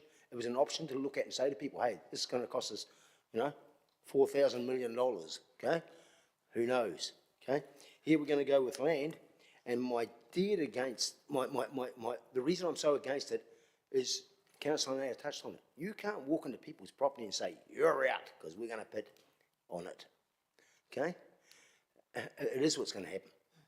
Don't believe otherwise. How are we going to get the land otherwise? Deputy Mayor. Tēnā tātou, well, yes, certainly it is a worthy debate. And I think Councillor Barrett, made some compelling arguments and points, and I thank him for that. A bit like Councillor Wood, I can see the merits on both sides. And I don't think there's any harm in keeping this option in. I think the difference, because you'll probably say, well, Debbie stood up and said something on the other side about going out to the ocean. However, this is pertaining to whenua and the awa, and I think as an option, it's a good one. I think we've got to keep our options open, and it could be premature to predetermine what might happen. So there are changes, no doubt, regardless of where we go. There are environmental, financial, social and cultural implications. We're all aware of that, but I think that we do have to, in this moment in time, keep this option open and consider it down the track. But things change, the landscape is changing all the time. And I suppose I really resent the fact, as someone mentioned about the time frame of things, that we're being forced into making choices about things that we're still waiting for the central government to come out with. But still we're moving, and we're moving forward, so I want to keep this option in. Kia ora koutou. Councillor Dennison. Thank you, Mr Mayor. I'm more of the reverse of those type of propositions of keeping it in now until August and then reviewing it then. I'd rather take it out now, and if the standards change so much in August, to consider bringing it back in. But for clearness, I think the costs are enormous, and the cost creep risk is huge, because we've already had proposed land areas that we need for the class 1, 2 and 3 land discharge options. That's been proposed and consulted on, and that would require us anywhere near 1,000 hectares right through to over 3,000 hectares of land, from what I was just reviewing with some of the interpretation for our needs of a city this size. And so that's not just a few paddocks, that is enormous. And I'd rather wait for the outcome of the submission process in August to see if they shrunk that down by to require us only to need a few paddocks, because otherwise it's cost prohibitive in my basic interpretation. I don't need elaborate maths and calculations to work out this is through the roof, this option. And so I'm going to vote quite clearly now to keep it out with an open-mindedness. If the standards do change dramatically in August, a very open mind to consider bringing it back in then. Thank you, Mr. Mayor. Okay, just quickly as a right of reply, and look, just want to remind councillors, this is not the best treatment. This is a step. This is not the best treatment. It's a step up to what we're doing now, but it's not the best treatment. Also, just around being an environmental steward, I just want to remind some of the earlier comments.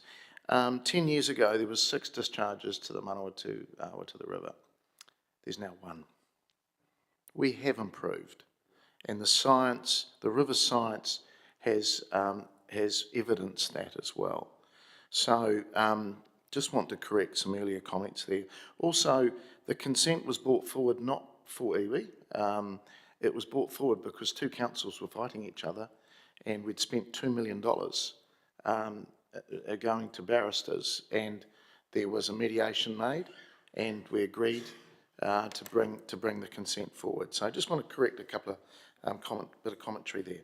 But look, like Councillor Dennison, councillors, this is simply just on pure cost. This is not even close. It is going to be way north of 500 mil, maybe 600 or even 700. It's simply not affordable. It's not even close. If it was close, I'd be in with you, absolutely in with you. But it's not. And look, I do want to remind you, there's still a hybrid option around adaptive management. We've still got that in the mix. And look, so much has changed in the last few years in technology, last 6 years especially, when we went to see some other plants up north.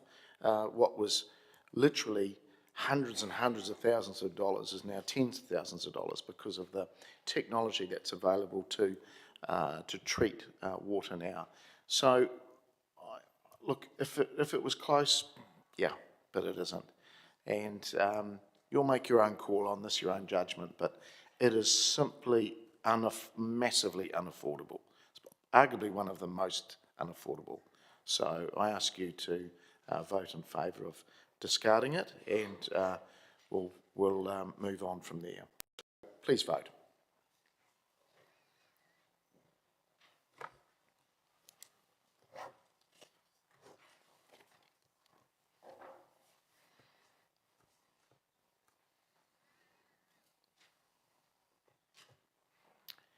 And that has failed.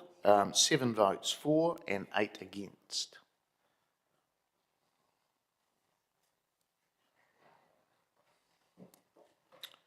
All right.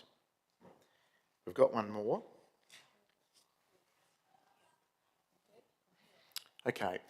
So our final one here is that Council direct the Chief Executive to discard option D as, or exclude option D as not a practicable option for nature calls, again under cost. And that is moved by myself, seconded by Councillor Dennison. Colleagues, again, this is very similar to the last one that you've just approved. This time it's got a cost around 616 million to 714. I hope we're not going to have not a whole lot of comments again about how affordable that is for our ratepayers. No, we're not. Okay, we'll vote, please.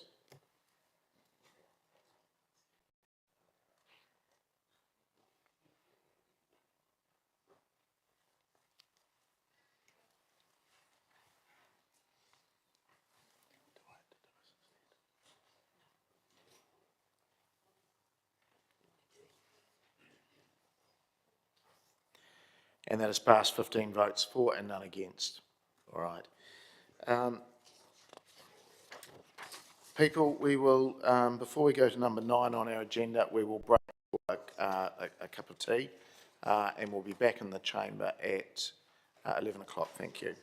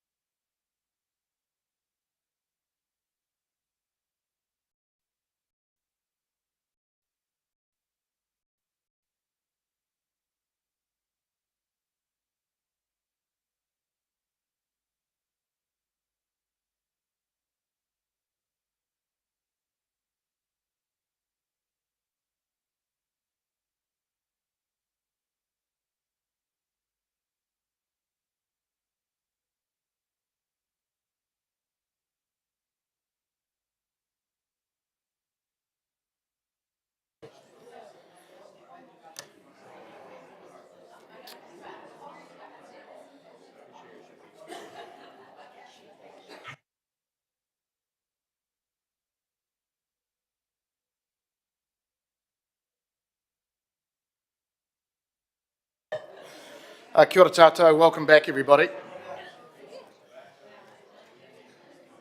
Before we start on item 9 around our health policy, just want to welcome a USA councillor from the City of Torrance, Sharon Kalani. Welcome to Palmerston North. Yeah.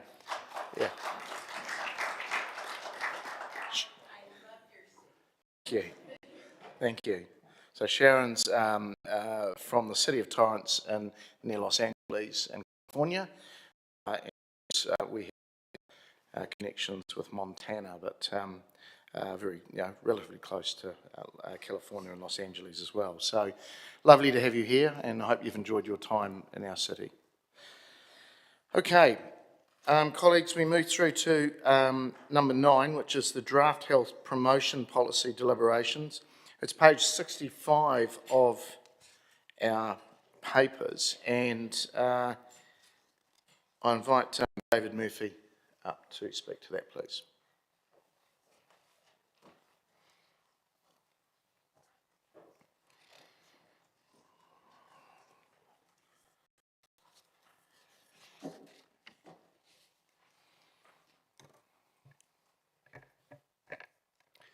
Morena koutou, Mr Mayor, councillors. I'd like to largely take the report as read. It details the process to date, analyses the submissions that have been received and provides some options. Before I do that, I'd just like to acknowledge the work that Lily Cato and Stacey Solomon have undertaken to date on the review and pulling together of the three existing policies into the draft health promotion policy. I'm here at the table today to help you walk through the options and think about the path forward for this work. If there are any more detailed questions about the way in which the policy operates, I may call on Stacey for assistance there. But as I said, I largely take it as read. There are 4 options detailed in the report. The recommendations are that you adopt either option 1 or option 3. So option 1 would be adopting the draft policy as consulted with some minor amendments following consultation, and you would rescind the current 3 health-related policies. Option 3 would involve the council making some amendments to the policy in response to submissions, and in doing that, considering the Section 82 Local Government Act matters. And if you decide to choose option 3 and make amendments, you would then need to also think about whether or not you wish to undertake further consultation on those amendments. And if you choose not to undertake further consultation on those amendments, then you would rescind the 3 existing policies under option 3. So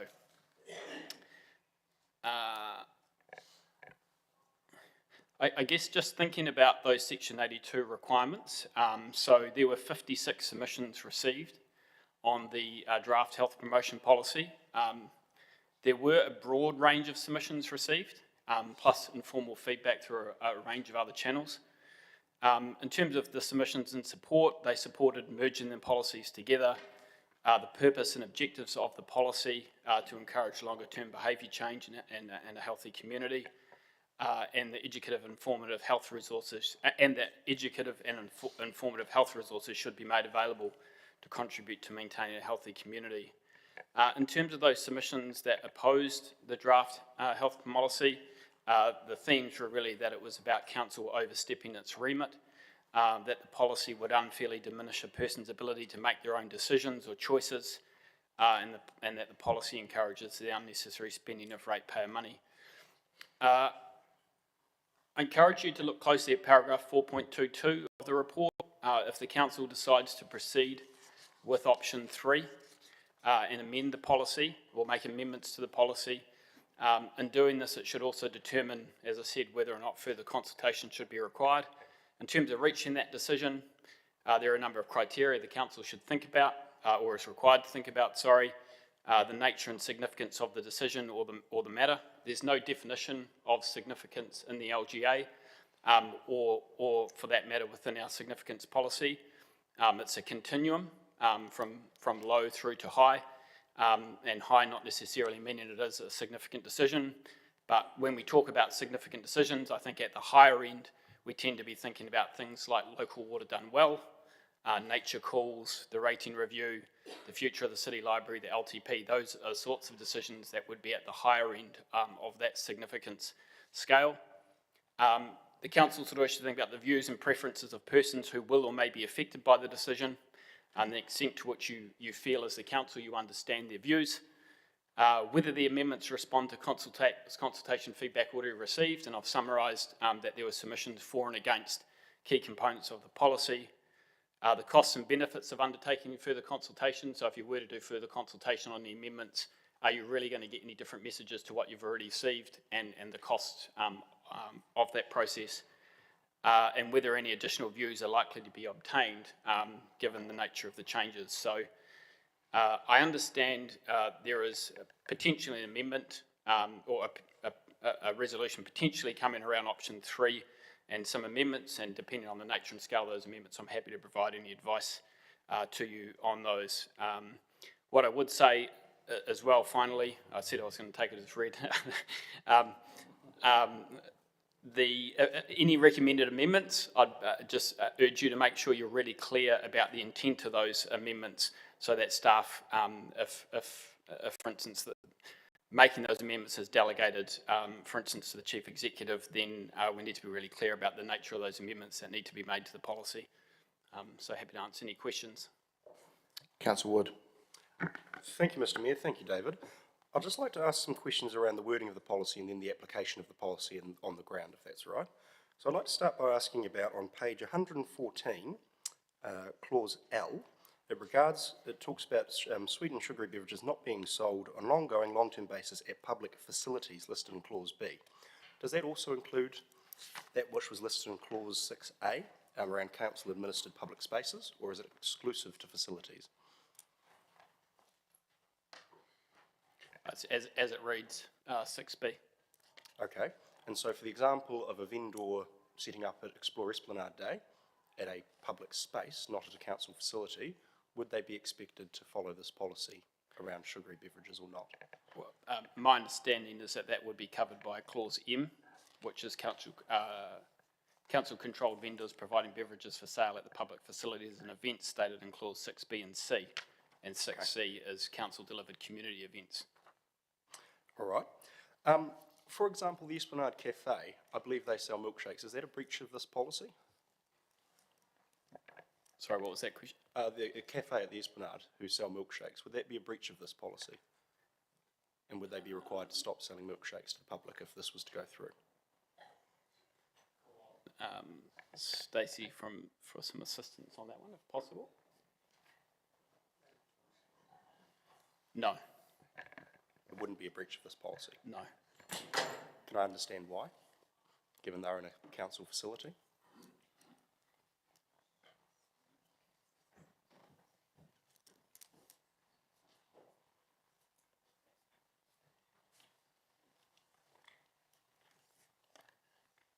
Tēnā ngā mihi o te koutou. I'm Stacey Solomon, Policy Analyst. Sorry, Councillor, your question was about milkshakes being sold. As an example of a sugary beverage being sold at the cafe at the Esplanade, who I believe is a contractor to council. Yes, so under our definition, no. The cafe at the Esplanade can sell milkshakes. Our definition given is that it's flavoured milks, which is a sugar sweetened beverage. I think you'll recall from this morning the submitted to public comment spoke about it's when the calorific sweetener or the sugary sweetener is added prior to sale or during manufacture effectively. So for a milkshake, which I assume is being made on site, it would not be that. Okay. Could I understand then why the decision was made, if the intention is to improve the health of the community, to exclude, for example, a milkshake, for example, a long white, which is a high sugar RTD that you could purchase at the arena? What was the thinking around that? Sure, so the policy also excludes any age-restricted drinks. Yes, I'm trying to understand why it excludes age-restricted drinks. Sure. You will recall when the the community committee approved consultation on the draft policy in August last year. A number of different health information, statistics and such were provided to the committee at that time to inform their decision.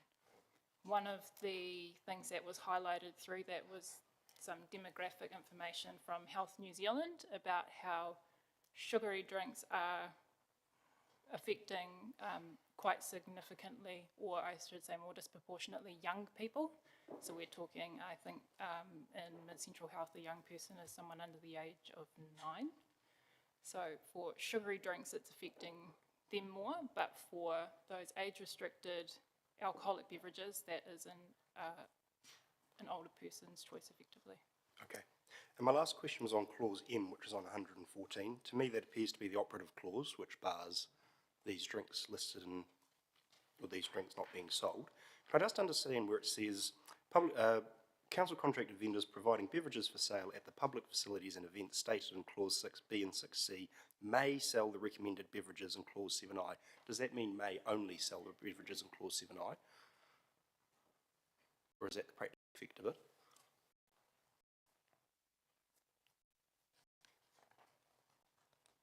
My reading of that clause is that it is that those vendors should be selling the beverages listed in clause I. Thank you. Thank you, Mr. Mayor. Councillor Johnson. Thanks, Mr. Mayor. Thanks, David and Stacey. I've just got some questions about the implications of amendments and whether or not we go out for further consultation. So, what is your advice about the type of amendment that we might be able to make without going out for further consultation?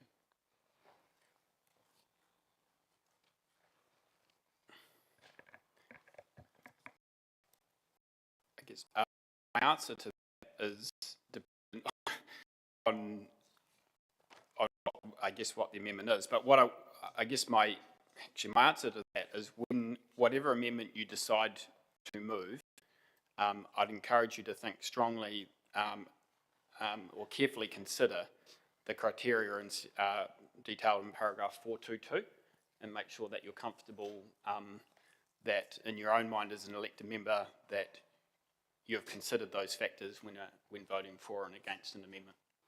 Okay, do we have any estimate of the cost of undertaking further consultation? I mean, it wouldn't be significant. I mean, would rely on electronic means as much as possible. So I think certainly further consultation could be undertaken within existing budgets. And would you be satisfied that the submissions that we've got and the informal consultation that was done on social media is representative?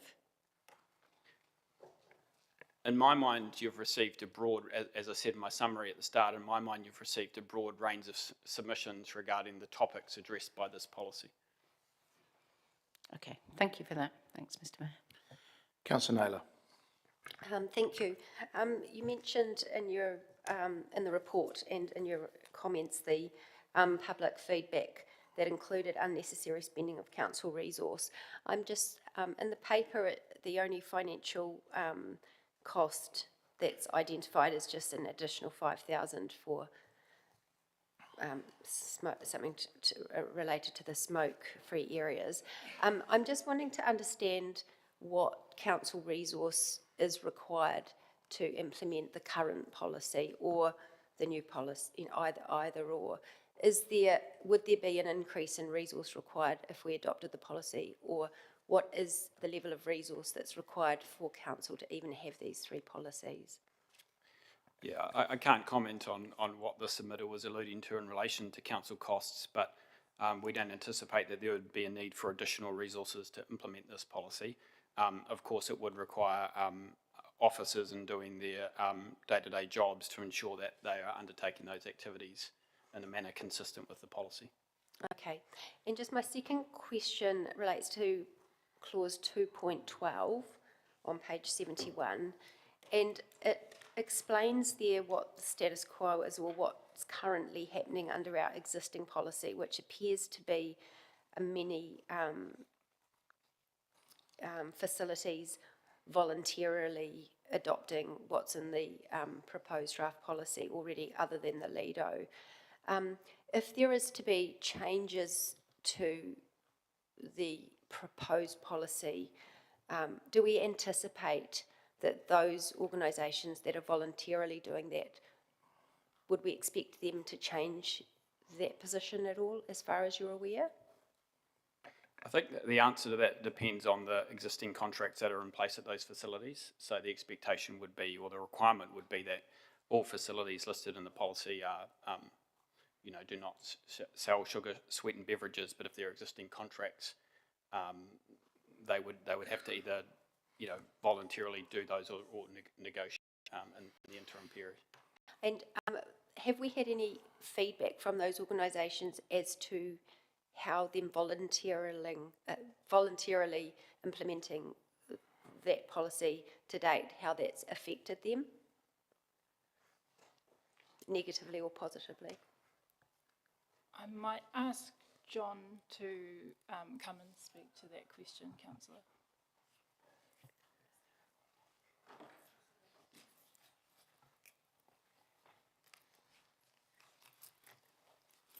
Good morning, councillors. Through you, Mr Mayor.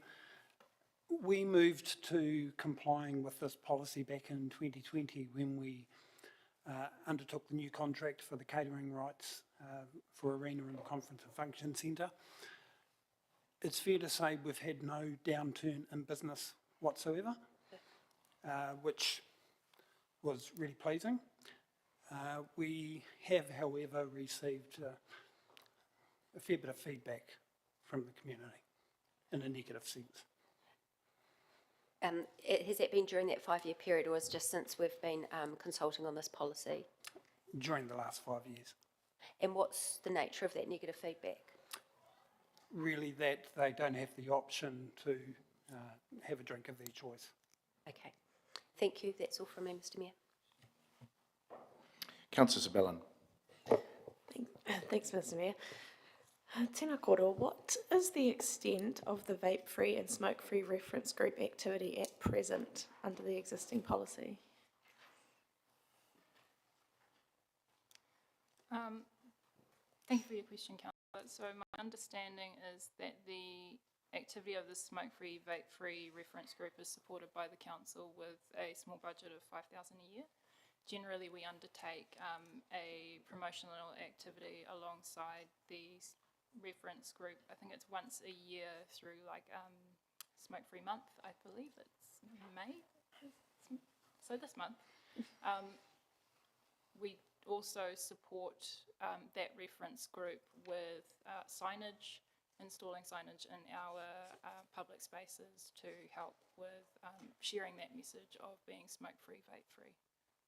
Thank you. Is it a council convened group or a council supported group? I believe it's council convened. Yes, council convened group, and I believe we are. It's with members of the health community. Thank you. And so this policy proposes to enlarge the scope of that. So we're anticipating that the membership of the group would increase? Yes, so that membership would increase because we have combined our 3 health-related policies into the one. So the mandate of that reference group would expand from just being smoke-free, vape-free to also being SunSmart and the healthy beverages as well. So the membership of that group would also expand slightly too. Thank you. And I just wanted to ask one further, which was on the healthy beverages policy and whether it is a ban. It's not. So the council doesn't sell sugar sweetened beverages at its venues or events listed in this policy. However, people are still able to bring their own sugar sweetened beverages within the rules of those venues and events. Thank you very much. Councillor Finlay. Thank you, Mr Mayor. I just want to clarify a couple of things. Go back to the cafe in the Esplanade. Now, if someone comes along and wants to get a strawberry milkshake, and they put the strawberry, the heavy sugar syrup in there, and they put ice cream in it, and they whip it up, that's permitted. I believe it would be, yes. Yeah, okay. But if they sold a bottle of strawberry flavoured milk, that's not permitted. Correct. What's the difference? It is, again, under the definition provided in the policy. One of the things that we have taken into consideration is that it's harder to know how much sugar is being put into the drink unless you're like making it yourself. So one of the reasons we've excluded hot beverages there is because most people are consuming a lot less, or people who add sugar to their hot beverages are putting in generally less than 10 teaspoons of sugar, which is the standard in a cold drink. Okay. Another question then. I go to the home show in the arena. I go to the cafe. I can't buy a bottle of ordinary Coke because it's got sugar in it. But I can go to the stands and buy a bottle of sugary filled beer. Is that permitted? That is permitted. This policy doesn't cover age-restricted drinks such as No, alcohol. I could go to the. I'm not allowed. You're not allowed to have sugar drinks in the arena, correct? The council doesn't sell sugary drinks at arena. No, but you're not allowed to have them on site. Is that correct? So, John may want to correct me here, but I believe you can bring your own beverages to arena. No. I can go to this cafe and I can't buy a bottle of ordinary Coke, but I can go to one of the stands that sells beer and buy full level sugar beer in the same premises. Yes.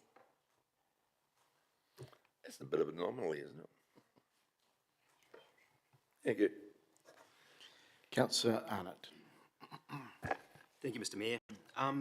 My question relates to page 114, which is SSB's number 7 guidelines, point J, which talks about public spaces needing water fountains. Seems like we're going back to school. Is there an updated cost of what sort of money it would cost the city to implement drinking fountains at all these facilities?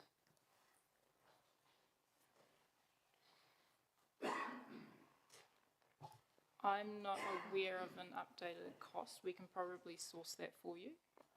Do we have any idea of what the cost would be to do that? I guess my answer to that question, councillor, is the clause requires that the council identify public spaces that are suitable for installing drinking water fountains and implement this over time. I think that reflects the fact that, like any asset or piece of infrastructure, the pace at which we deliver it is subject to LTPs and annual budgets. So the issue really is whether or not you support the idea of working towards those over time. The pace at which you do that and the cost would be an LTP decision. Thank you. All right, thank you, people. Okay, we've got some recommendations to council there. I've actually got some alternatives, which I'll just get up, please. And while they're coming up, I think I'll just make a bit of comment here. Look, I don't think anybody disagrees around promoting the promotion of health. I think we're probably all 100% agreed on that.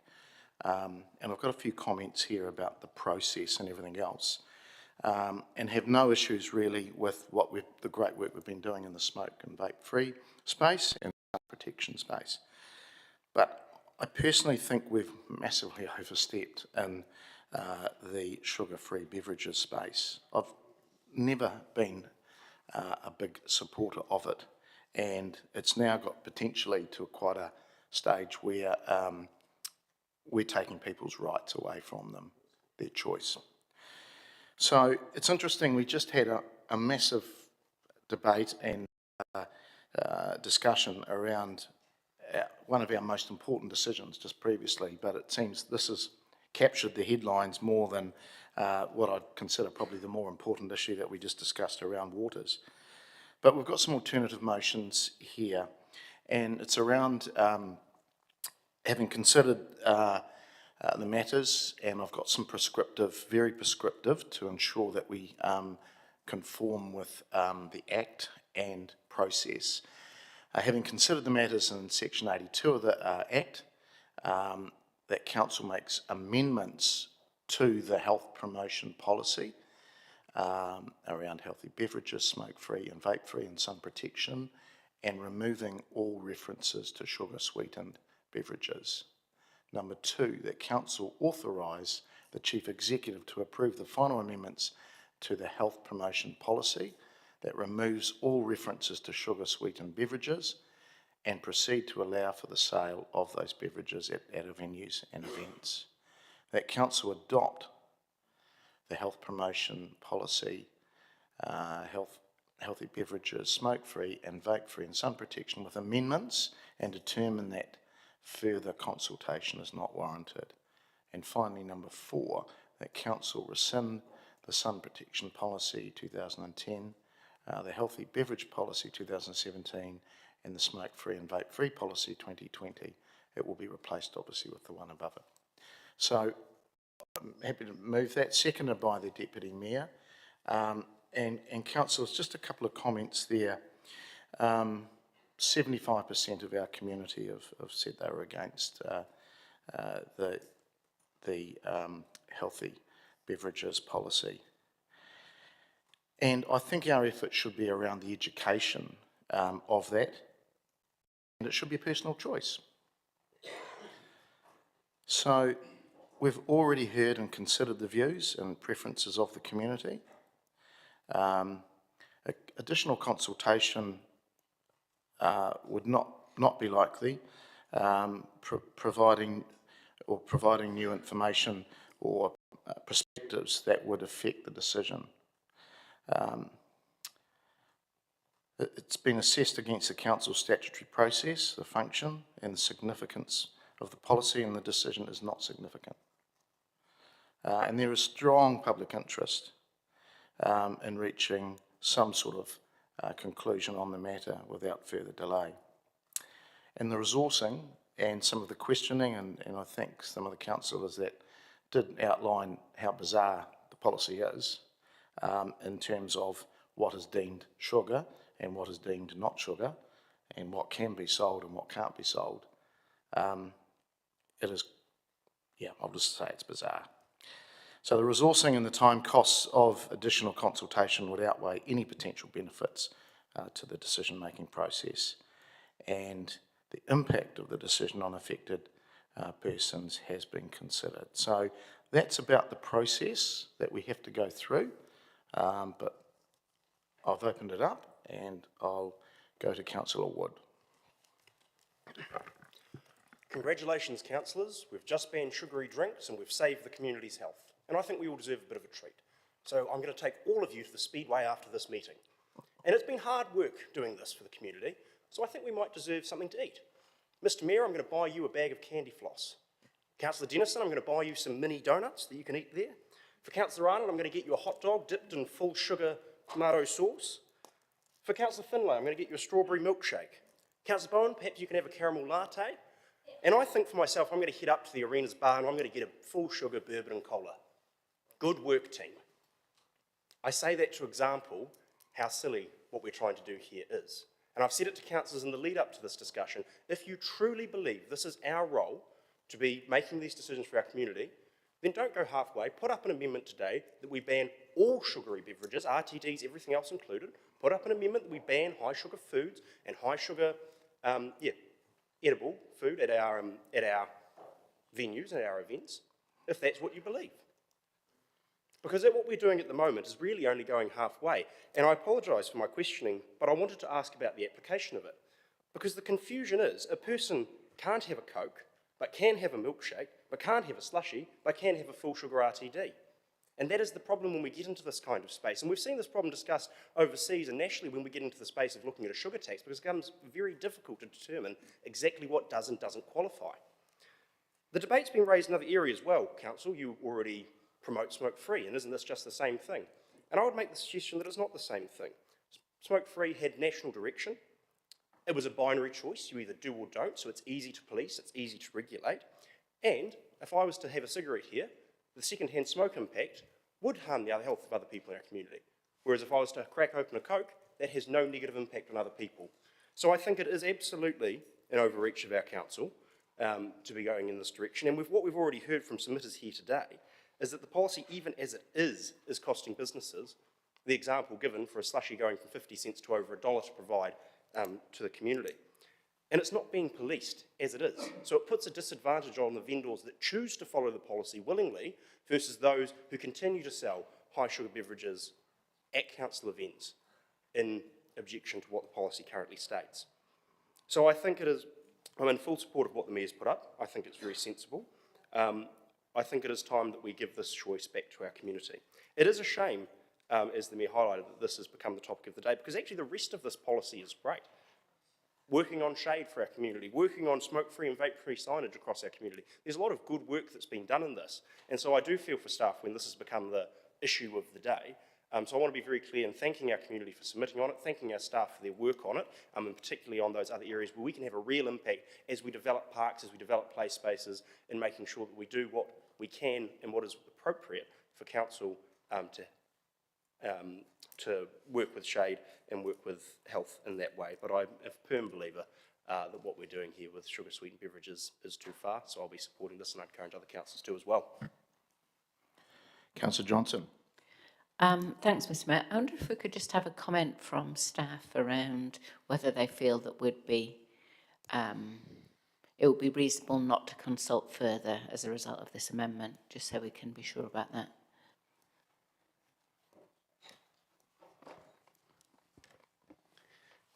Yeah, through you, Mr. Mayor.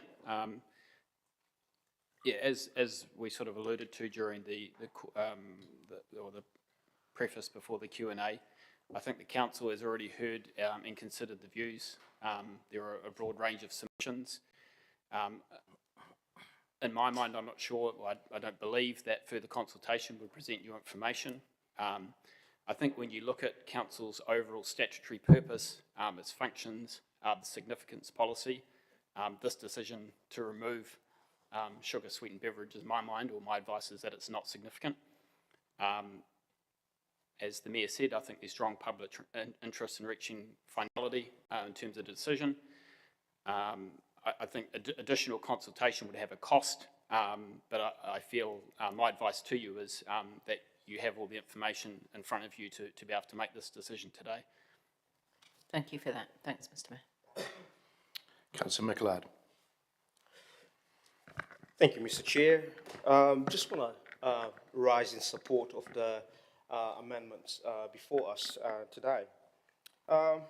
First of all, I just want to thank the staff as well for the work that they've done on this. I know a lot of work went into that, having been a former policy advisor.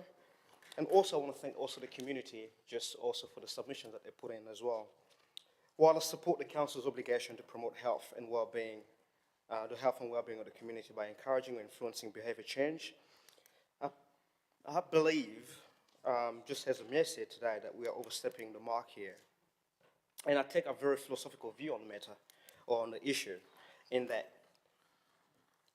I believe in the notion of individual responsibility and the power of undertaking an educative approach to influence behaviour change. And by individual responsibility, I mean that individuals are responsible for their own actions. By us actually going to the original recommendation, we're actually taking the choice away from individuals in our community to make their own choices concerning this issue. So I think we're overreaching here, and as Gen Zs will say, we need to stay in our lane. Our role is not to determine what people should have, drink, or eat. Our role is probably to encourage, influence where we can to effect behavioral change. If people want to have a glass of, I don't know, wine, whatever you have, or Fanta, while they're watching an event or attending an event, it is not up to us to determine what they should or shouldn't have. Otherwise, we risk into turning, Palmerston into a nanny, as people say, a nanny state. But in the context of Palmerston, we risk turning Palmerston into a nanny city because of all the regulations or rules that we're trying to put in place on our community. We're also just making it harder for our vendors, contractors, and also small businesses who are doing their level best to stay afloat in this current economic or difficult economic environment. And for that reason, I'll be fully in support of the recommendation or the amendments put before us by the Mayor and the Deputy Mayor. And I think the overarching principle guiding my decision today is around choice, personal choice, and individual responsibility, and also affirming that the council can take an educative approach to effect behavioural change. So on that basis, I'll be voting in favour of this. Thank you. Councillor Finlay. Thank you, Mr. Mayor. I will support the Mayor's recommendations. Councillor McLeod have just pointed out that if we put this through, we're basically saying Palmerston North is a nanny state. Well, it's not really. But if we also put it through, we'd be right at the wokeism, wouldn't we? We'd be the head city in New Zealand for wokeism. What an idiot thing to do. You know, freedom of choice. If I want my grandson to have a milkshake or flavoured milk, it's my choice, isn't it? What's the difference? There's more sugar in the milkshake than what there is in the flavoured milk. You know, if I want to go and watch a rugby game, and I'm a diabetic, and I start to go into a hyper, what the fastest thing for me to do is get a bottle of ordinary Coke and drink it, because it gets the sugar into me and gets me out of my hyper. I can't do that at the moment. What on earth are we doing here? Telling people what they can drink. Who are we? God? No. We're councillors and we're elected. We're just 15 people in a mayor. And we've got no right to tell people what they can drink and when they can drink it. This is, as I say, wokeism to the max. I will totally support the Mayor's recommendation. Councillor Zabellin. Oh, thanks, Mr. Mayor. I just had a question to you as the mover. Is it your intention that the healthy beverages section will remain, but will be just left at clause 7J, 7K, which are relating to free drinking water at facilities and events?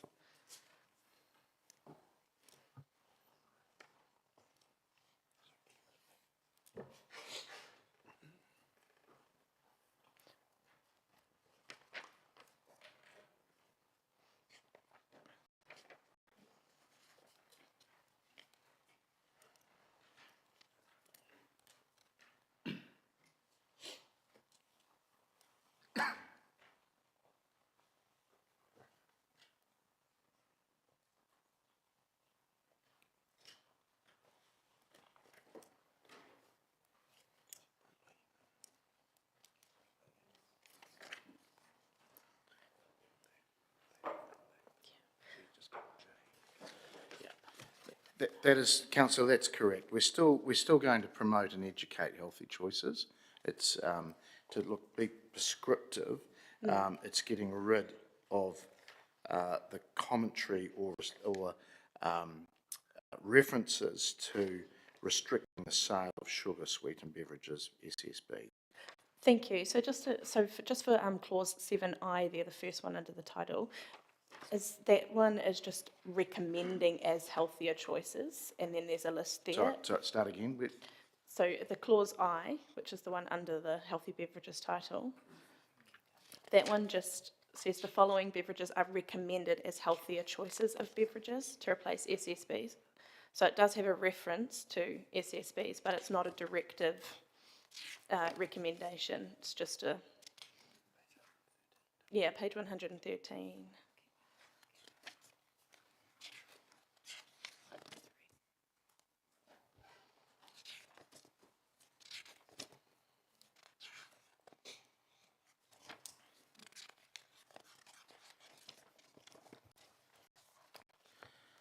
Okay, just repeat your... So to my read of it, that clause is not directing anything for any vendors. It's just saying this is the following beverages which are healthier choices, and it doesn't direct any action.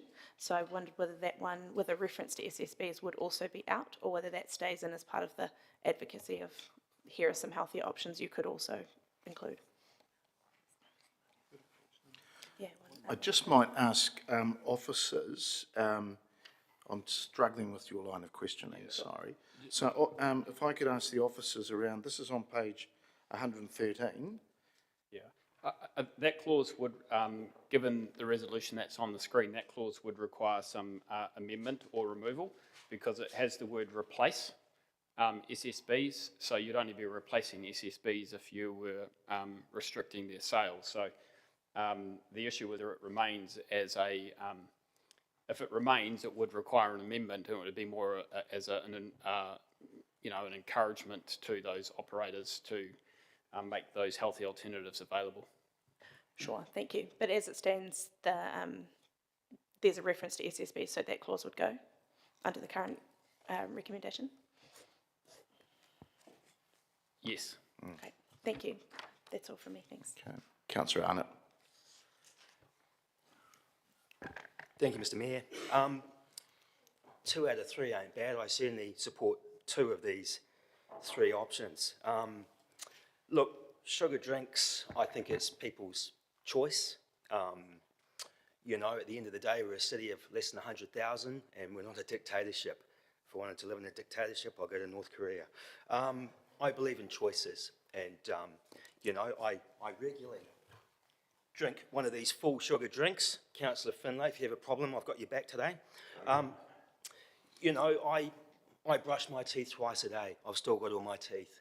It's choices and it's parents teaching youngsters the right way to do things, isn't it? So I don't believe in getting rid of these sugar drinks.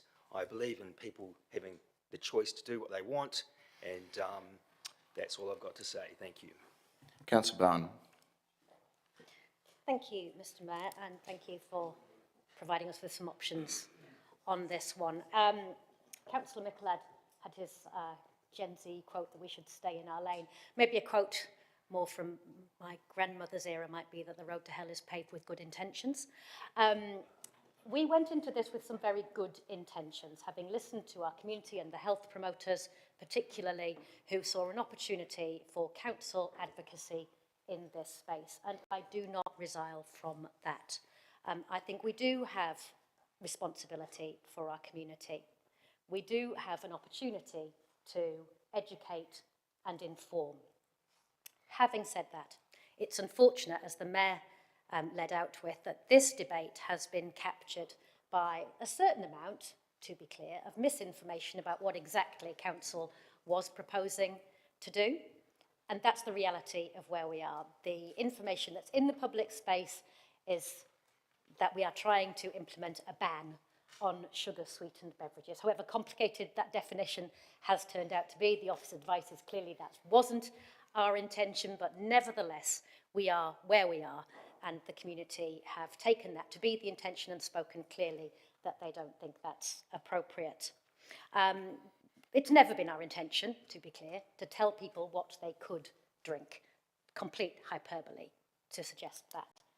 It has been our intention, as we consulted on, to make the good choice the easy choice.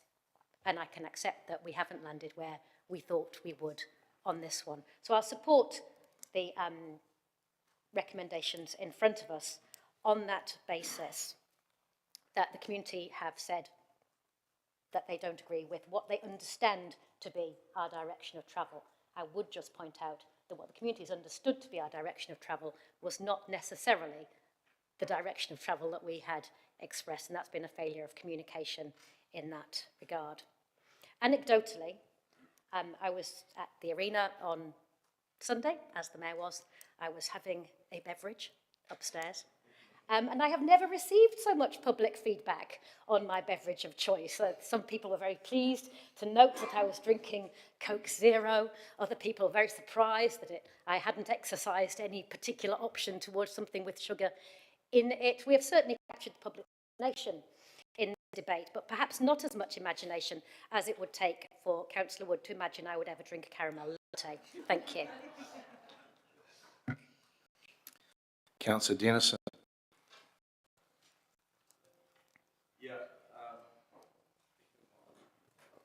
Thank you, Mr Mayor. I'm going to support your recommendation. I think the comparisons have been well outlined already earlier, whether it's in milkshake and ice cream or the donuts or the caramel latte. I think to have a specific sugary sweetened drink elimination is only part of a picture. I'd rather have choice, and if anything, in the policy, I think we should make a one-line statement saying that anyone providing drinks in our council facility should provide a sugar-free option drink, not restrict it to only the sugar-free option drink. So if people go there, they shouldn't have all these other options, bar any exclusion on their offering because of the diabetic as one issue, but also for just a resident's choice. And so that'd be my theme of any argument, is that we should provide it, but we shouldn't exclusively provide it. Thank you, Mr. Mayor. Councillor Naylor. Thank you, Mr. Mayor. I feel very conflicted in this decision today. There's a lot of talk at the moment about the health system being overwhelmed, and a public meeting that some of us attended recently, a local GP got up and talked to us and said the most powerful impact that we could have was to encourage our community to change their habits with their eating and drinking. And basically that the cause of the fact that the health system is overwhelmed is directly related to the prevalence of diabetes and the complications that are associated with that, heart disease, stroke, kidney failure, blindness, nerve damage, etc. His talk was really quite profound. Many of us are aware of all of that already, and I guess the question that we have here today is, what role does council play in the bigger picture of our community's health and wellbeing? I absolutely believe that council has a role in leadership, and I absolutely believe that council has a role in influencing the wellbeing of our community in whatever way it can. It may not be its core business, I agree, but there are ways that we can influence the health and wellbeing of our community. When you come to my house, I get to choose what I offer you to drink.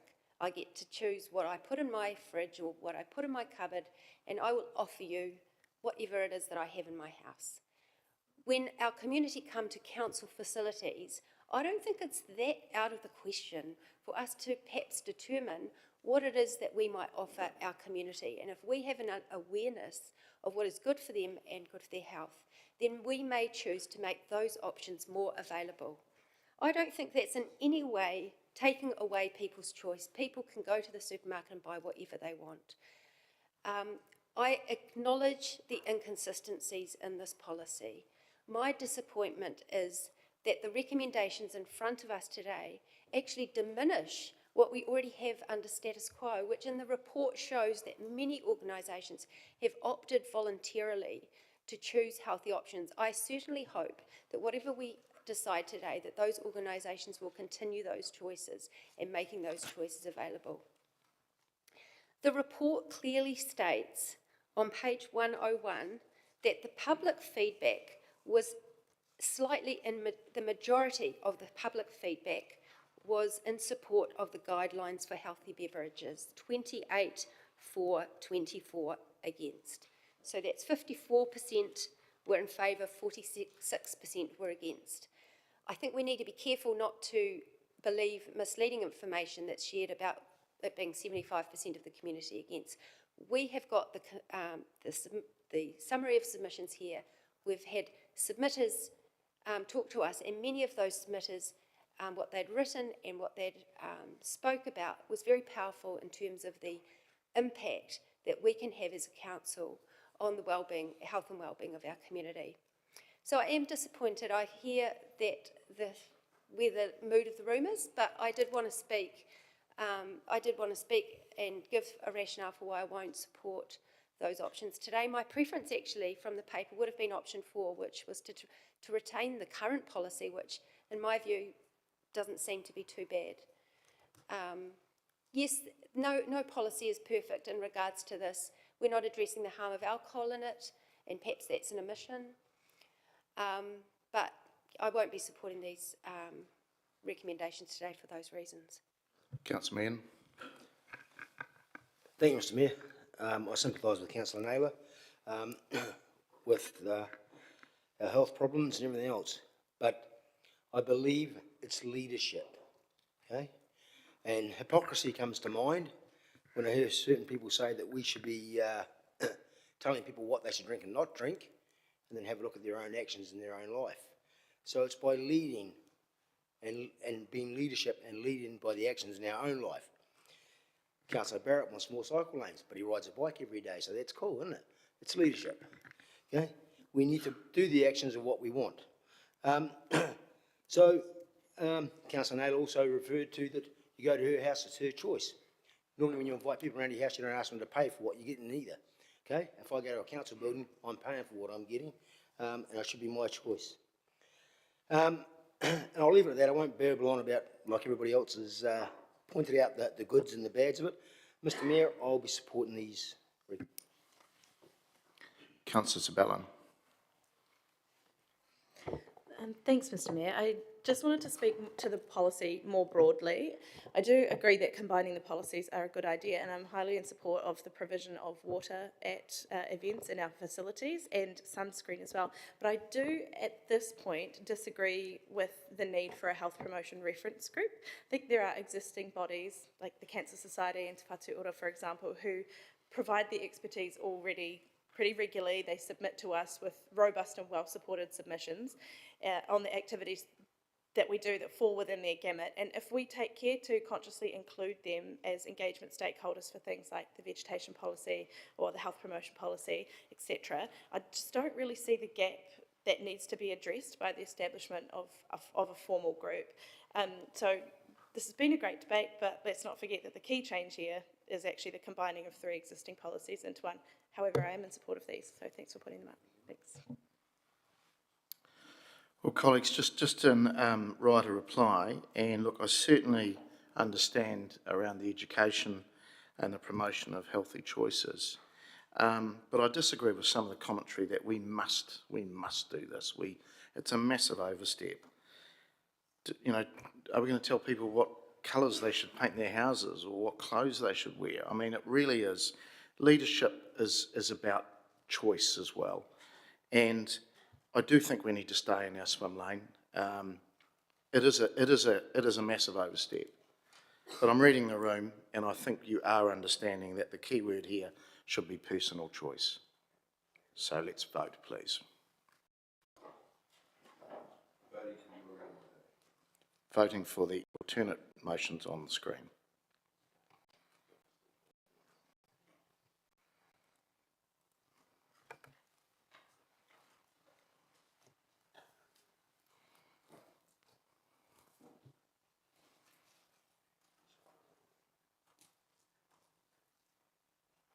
And it is passed, 14 votes for and 1 against.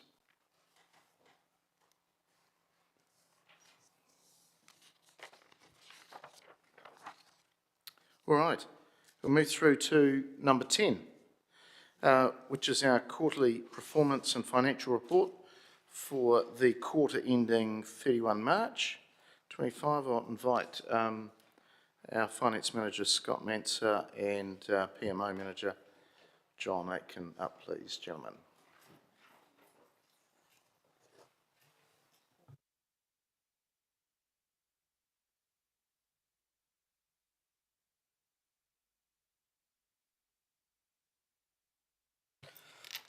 Morena tātou. Thank you for having us here today. Thank you for the opportunity to bring the third quarter report into the chamber slightly earlier than usually planned. So thank you to the Chair of the Strategy and Finance Committee for allowing that. Particularly relevant as we discuss items later on today's agenda, as well as the budget deliberations next week. This quarter, the third quarter, has seen Council's controllable surplus grow from 1.5 million favourable to 4.4 million favourable. It's been driven for 2 main reasons. The first is professional services and other operating expenditure being favourable year to date. On the expenditure side, there's some minor unders and overs across other expenditure categories as well. In terms of revenue, council remains favourable year to date, largely driven from wind farm royalties as well as the on-charge of work from the processing of resource consents in the building and planning teams. We're currently forecasting a year-end favourable position of 1.5 million, and that's purely reflective of the additional revenue that we have received to date. So expenditure is due to come back to budget as usual trends are in the final quarter, and that's no change from previous years. We have an additional recommendation which is up on the screen this year to tidy up an allocation between a couple of property programs which are outside the delegations of the Chief Executive. The main paper outlines the reasons for that and the savings that we've found as a team to offset those. Before I pass over to John for the capital update, I'd just like to highlight Grace, who's sitting in the chamber today, and so Grace is our Manager, Organisation, Planning and Performance, and moving forward she'll hopefully be joining John and I at the table to take through the performance reporting. John. Kia ora tātou katoa, ko John Aiken tako ingoa. I'm the Manager of the Project Management Office. So what's happening with capital delivery? So the Q3 performance has been below expectations over the month on month.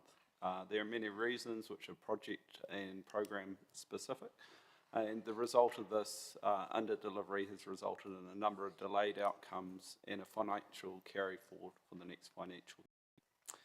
The report provides some specific reasons allocated to for example, the Awapuni Community Hub, where we've made a deliberate decision to adjust our delivery methodology to a design and build in order to deliver a flexible community space. There are also land purchase or land acquisition negotiations which have delayed what we expected to deliver throughout the quarter. And two of those will be spoken about in a separate paper later today under part 2. The delays associated with NZTA funding being confirmed have also stifled our progress throughout all of this financial year, and there's also other technical and investigation challenges, stakeholder challenges in terms of land access for selected works. One other to note is regarding the closed landfills and transfer stations program. We set out to procure a significant piece of equipment from an overseas vendor, and international procurement means that piece of equipment, the shredder chipper for our green waste, won't land in the country until after the financial year, which is a significant carry forward that we're looking at. The total value of the carry forwards that we're looking at is $13.6 million. There is a separate paper which will discuss this in further detail next year, but I will note at this point that carry forward is split between next financial year as well as the following financial year. So what has been delivered so far? So you'll see some highlights in here around Amberley Avenue Bridge, the flood protection work that we're doing at McGregor Street, the Turitea Dam valve replacement, as well as seismic strengthening at our wastewater treatment plant. And these are shown on page 129. The report also highlights the specifics of the Amberley Ave Bridge project, which is scheduled to be open later this month. Excluding recently commenced projects, the majority of projects are under contract and are planned to be delivered in Q4. So where to next? On page 130 you'll see a list of various notable projects that are being delivered either by our in-house workforce, contractors or consultants under contract. There are, as mentioned, a number of land acquisitions which are critical to delivering a number of projects, particularly for our water bore sites. This concludes my part of the brief. Happy to take any questions you may have. Thank you, gentlemen. Yes, number of questions. Councillor Wood. Thank you, Mr. Mayor. Thank you, team. I just want to understand on the second recommendation here to decrease program 186 public toilet renewals by 120,000. Given we've got a capital carry forward program suggesting that the whole amount of 270,000 is carried into the next year, wouldn't that be a decrease of 270,000, assuming that item 8 gets passed? Or would we then decrease it by 120, then only carry forward 150 into the year after? I just don't understand how those two talk to each other.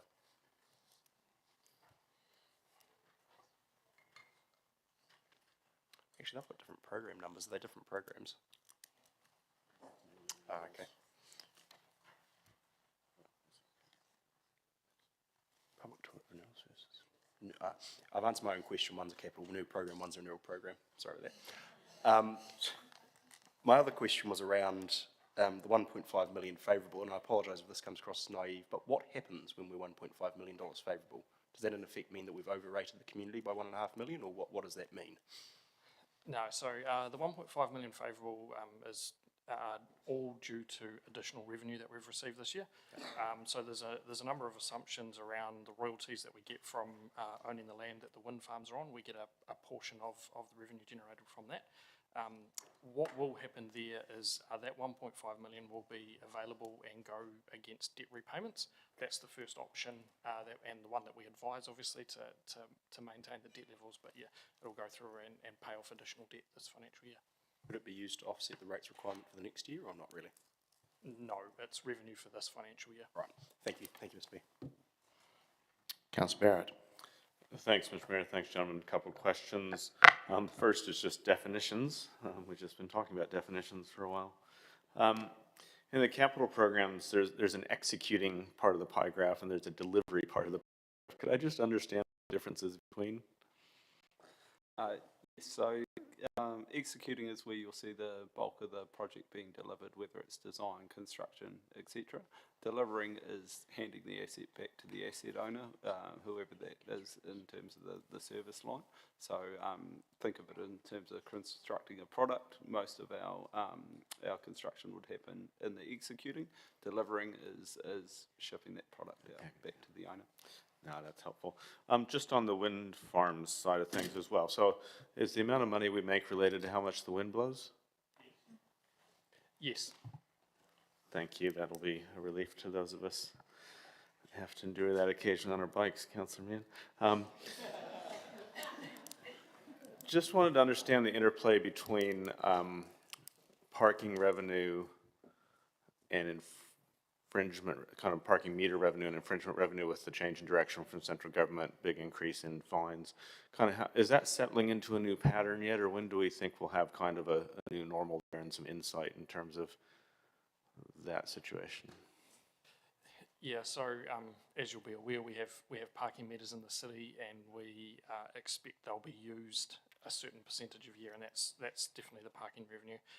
The infringements come as a result of drivers infringing the bylaws and things that are in place there. And when central government set new fees, we pass those through. I'd have to check, and I might just look to Cam here to help me. Some of those infringements we actually don't keep the revenue from. It just gets passed back through to government. Some we do.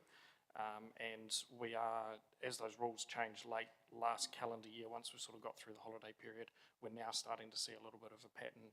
And I'm sure if I look to our transport manager, we can understand a bit more about the parking use and things like that as well. And that's factored into the budget assumptions that we've made for next year as well.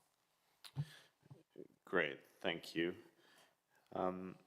Just a couple specific questions. Page 128, there's the Manaoni shared path bridge that's been delayed, deferred, something along those lines. Could I just understand what's going on there? And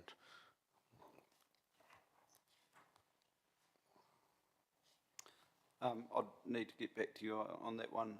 I believe it's to do with land acquisition, land purchase in relation to that, but I can't say for certain, so I'll refer back to you. Thanks, if you can do that as well. The other one on that same page was around the multicultural facilities, and there's a number of dimensions to that. Just wondered if you could brief us a bit on what's going on there.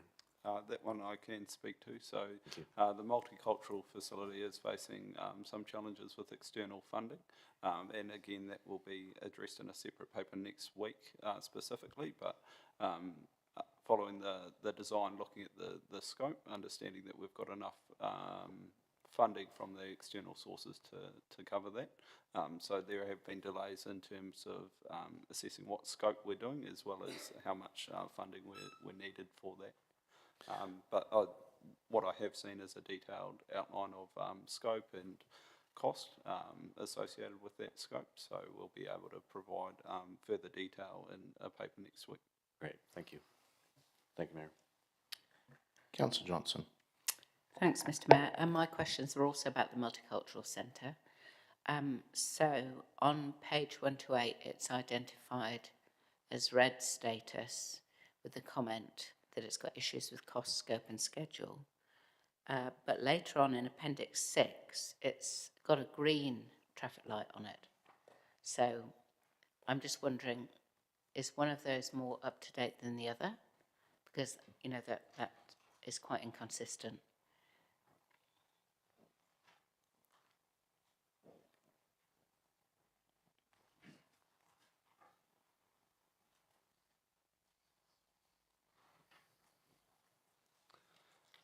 In terms of project reporting, the more accurate one would be red status for that, based on the delays that we've seen in terms of receiving external funding and the scoping issues.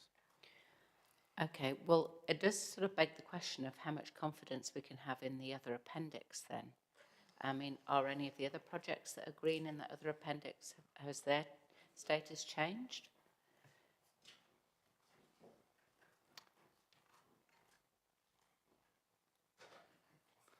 Not as far as we're aware. The remainder should be consistent. Thank you. Councillor Zabellan. Thanks, Mr Mayor. Morena Korua. Just have a few questions, surprising no one. On page 147 is the footpath measure, and very helpfully have included the category breakdown there. I just wondered if we know what percentage is rated average. I might look to our colleague up in the chamber, in this gallery, and ask him to come down and answer that one a bit better for us. Thanks, Glenn.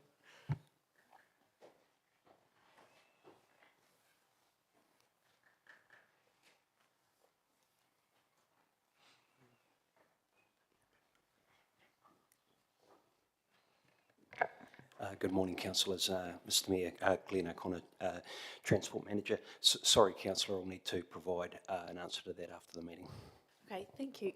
Just while you're there, I just wanted to ask, if we were minded to increase funding on the footpath network, are we better spent remediating poor and very poor categorised parts of the network, or upgrading average to good, which would get us a sort of a better lifespan, or which is more cost effective? It depends would be the short answer. Upgrading the worst will get some immediate benefits, but those worst ones may be in individual small categories, and it depends on the street. You might have a section of footpath with a few major faults. You may have an adjacent street with quite a long footpath with lots of not so major faults. So it's a bit of a mix. Maybe that's not a definitive answer, but that's Case by case, essentially. Great. Thank you. Thanks. My next question was about the water measure on page 161, which mentioned the water discoloration due to increased chlorination. Is this in place until we're getting, is this sort of going to be the situation until we get UV filters in place, or is there something else going on there? We'll swap colleagues and invite Mike down to the table. Thank you.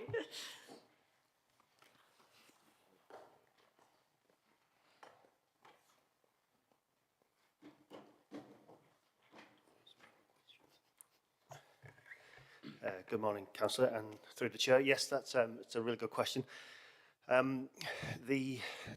guess the long story is the compliance with the new chlorination rules has had some unintended consequences of causing discoloration for the natural iron and manganese occurrences in our bore water. We're currently doing a technical review to see what the long-term solution is. We've got some short-term solutions we could employ, more flushing at targeted points of the network, but the long-term solution will be some kind of infrastructure fix, some kind of filter system or something like that. It won't be UV, but it'll be something of that like. So until we know what the long-term answer is, yep, that's what the situation will be. Great, thank you. My next question is about stormwater, so might want to stay there. It's on Appendix 3 on page 169, the operating program reporting, and just on that item for open channel and drainage clearing. And to my read, we've exceeded that whole year budget. Is that correct? Yes, that's correct. So do we have, I mean, it says we've been catching up on backlog, so that's great. Are we sort of maxed out with that for the year now, or are we continuing that work and offsetting it within other waters budgets? Yeah, we've got other waters, operational budgets that aren't purely just for that particular line item that we can carry on with some of that work in, but we will have to kind of just, it's the time of year anyway where we would pare back a little bit, and we'd pick it up again when the season allows. Right, thank you. Also on waters, page 176, the water supply resilience, security of water supply. Just wondered why that is marked red. It seemed like it was tracking pretty close to budget or just under. That's an earthquake proofing, I understand. That I couldn't find that one mentioned anywhere else. That's project 1389. So project 1381 relates to a number of projects we have around creating bores in our city, one down Milson Line, one down Stony Creek Road. And those are the projects that I spoke about that hinge on land acquisition for that work to carry on. Was that 1389, did you say? Oh, 1384. Water supply I'm looking at 1389, which was the water supply resilience, security of water supply.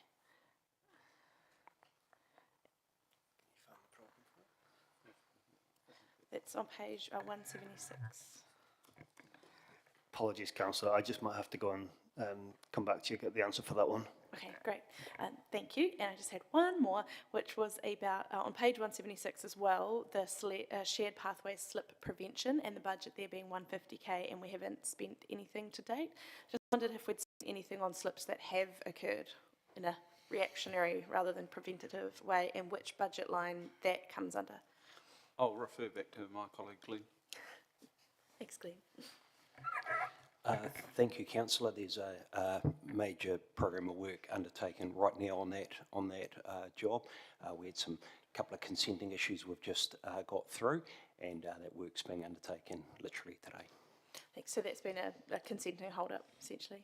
And Yes. that's why we've not spent anything so far? Yes. And there has been some slip repairs that we're doing on that, and I'll need to come back with you what code they've gone down to, but certainly has been some slip repairs. Great, thank you. That's all my questions. Thanks, Mr Mayor. Councillor Harper. Thanks, Mr Mayor. Thank you. My questions are on page 133 about funding. So, Glenn, you're off the hook. So it's really an update on Te Motu Potua, the MRF and the Issues Loop. How are those applications going on those three? I might start, but I'll probably look to Cam to add to this. I understand with Te Motu Potua there's been a slight tweak to the number since that report has been written.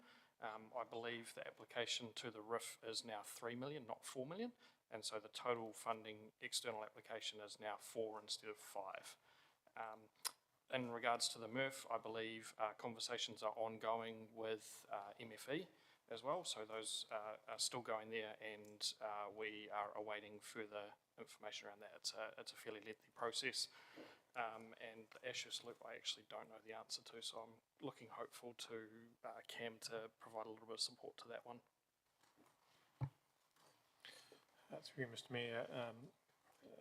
The answers to the first two are correct.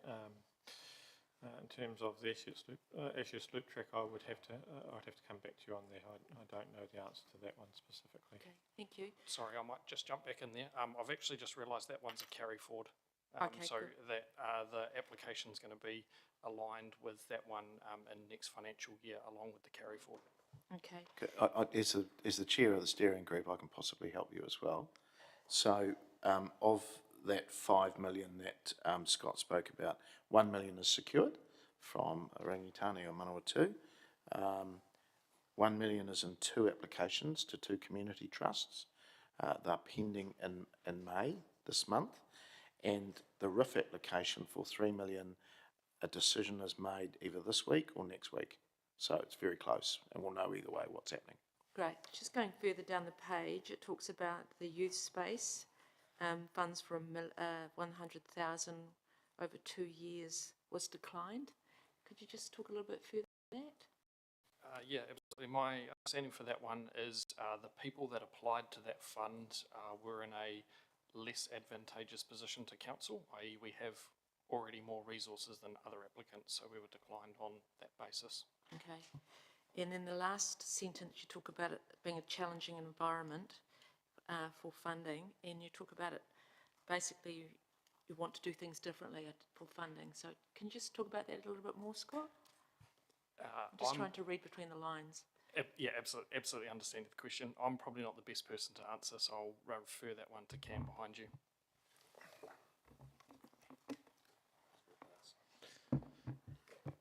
Yep, through you, Mr. Mayor.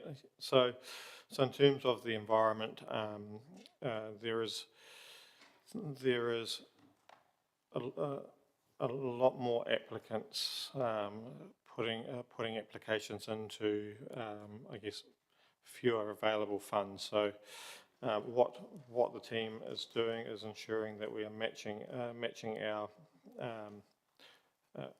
need for funding to ensuring it meets the requirements of the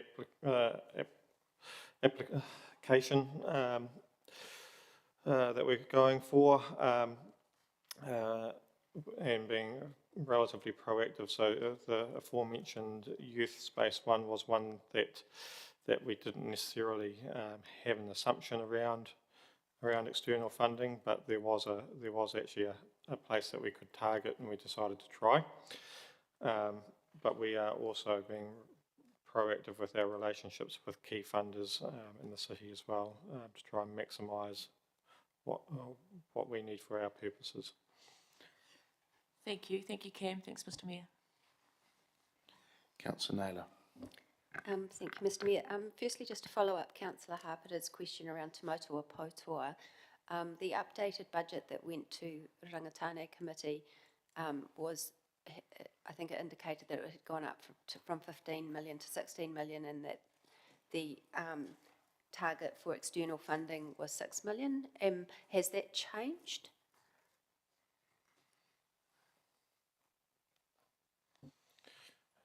Through Mr. Mayor, I am trying to recollect that paper, but I know that we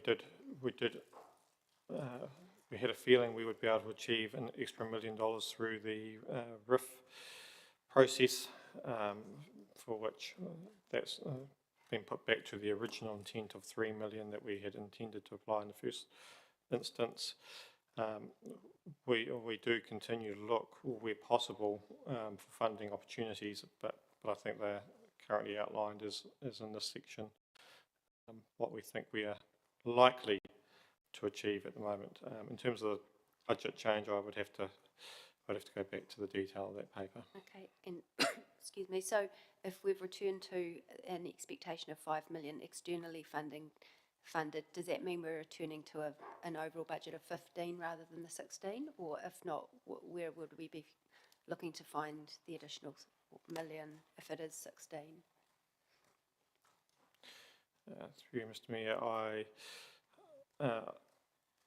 I would have to go back to what the specifics of the resolution was on that particular change. I don't have that to hand, so I just need to review that as to what was the intent and the reason behind the budget change.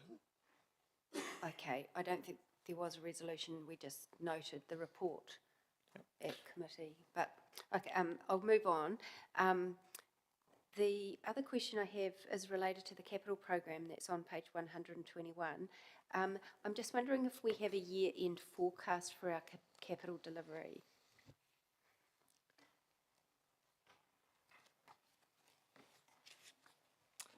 Yeah, so there's an item later in today's agenda about carry forwards. Obviously, to carry money forward, we're not going to spend the full program.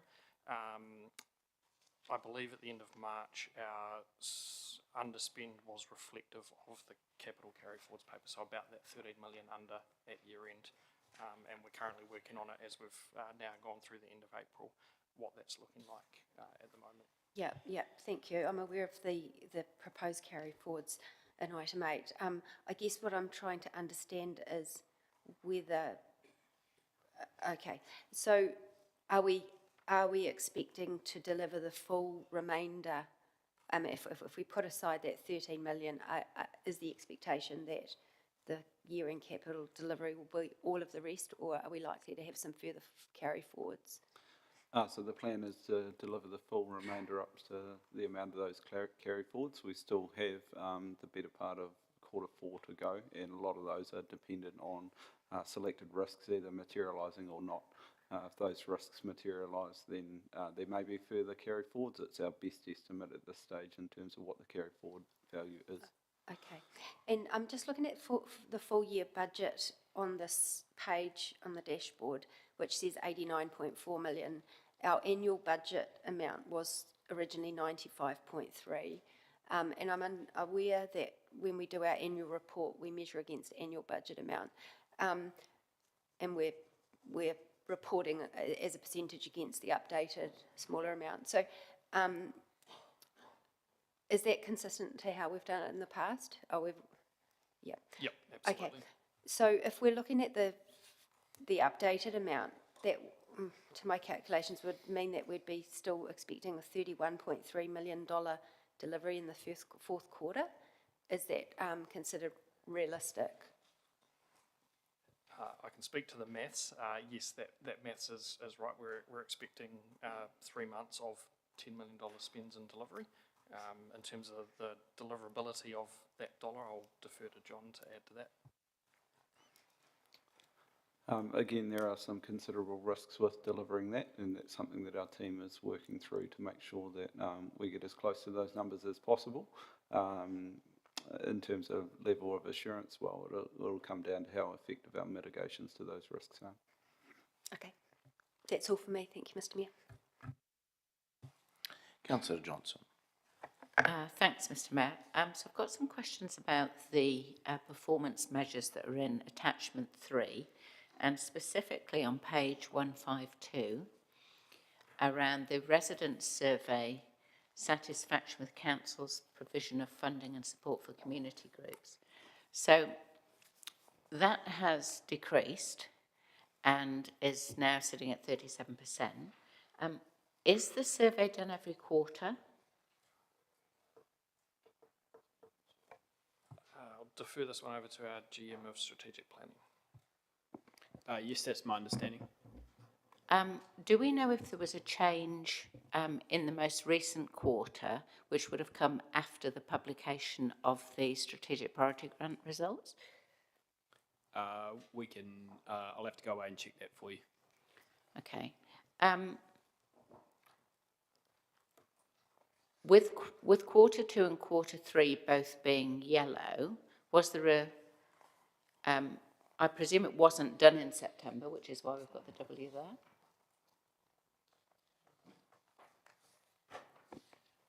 I suspect we wouldn't have had the first quarter results by that time.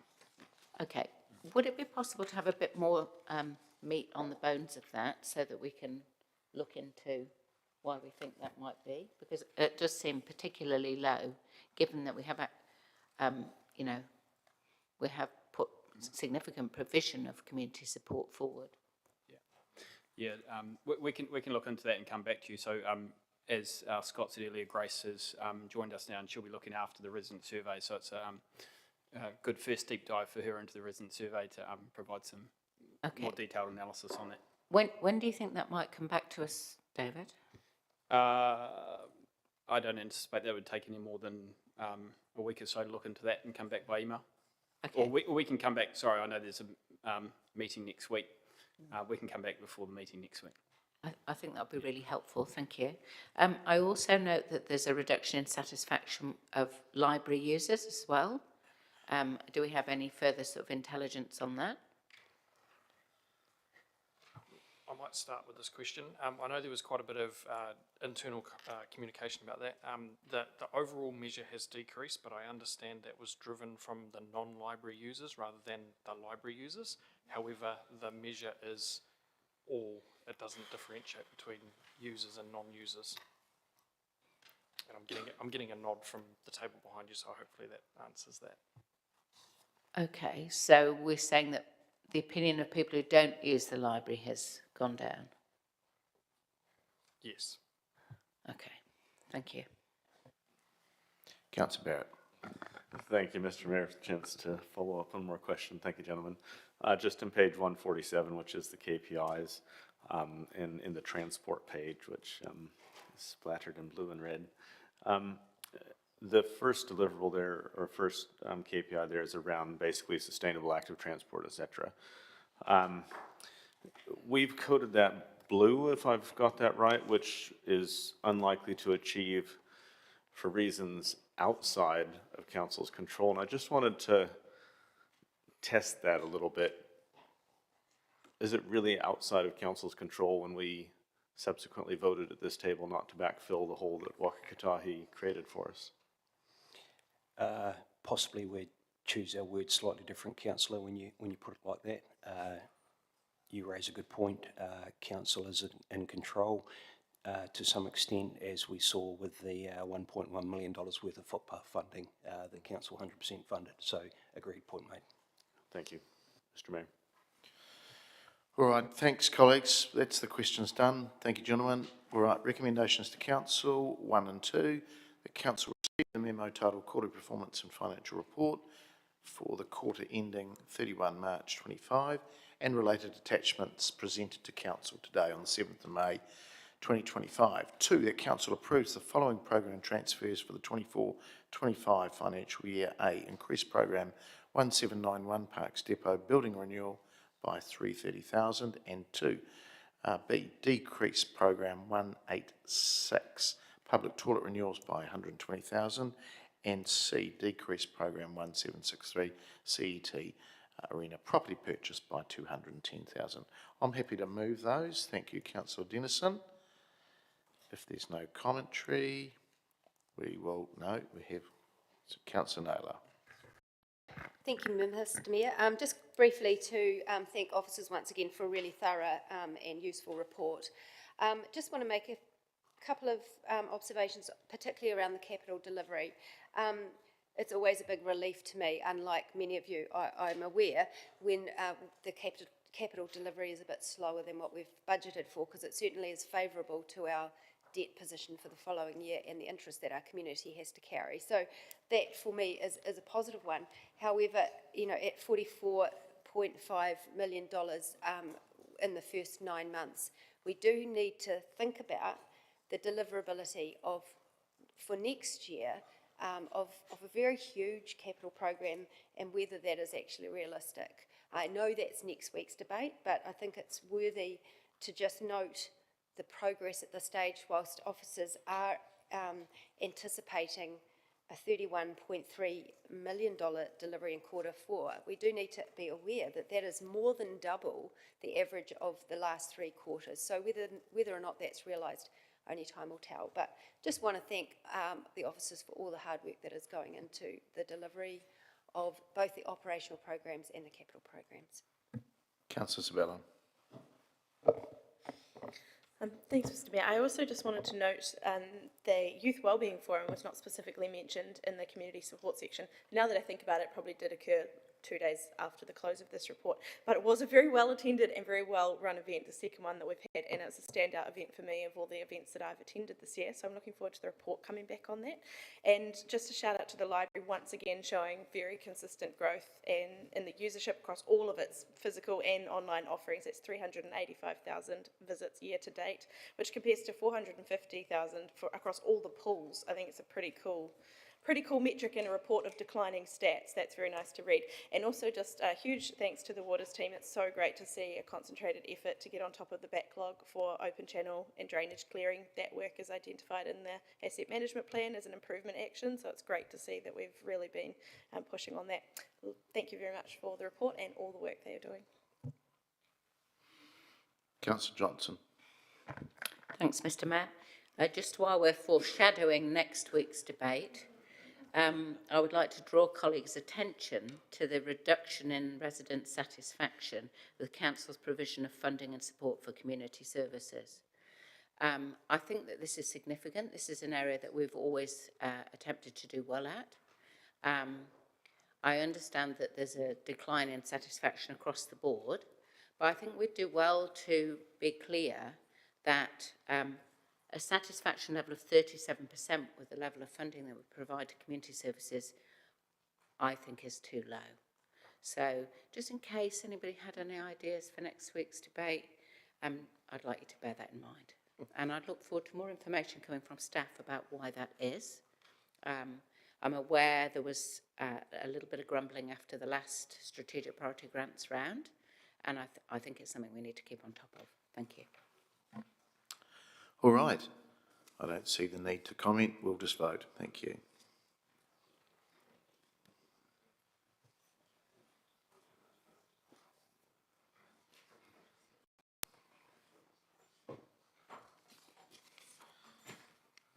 And that has passed 15 votes for, none against. Thank you. We're back in the chamber here at 25 to 2. Thank you.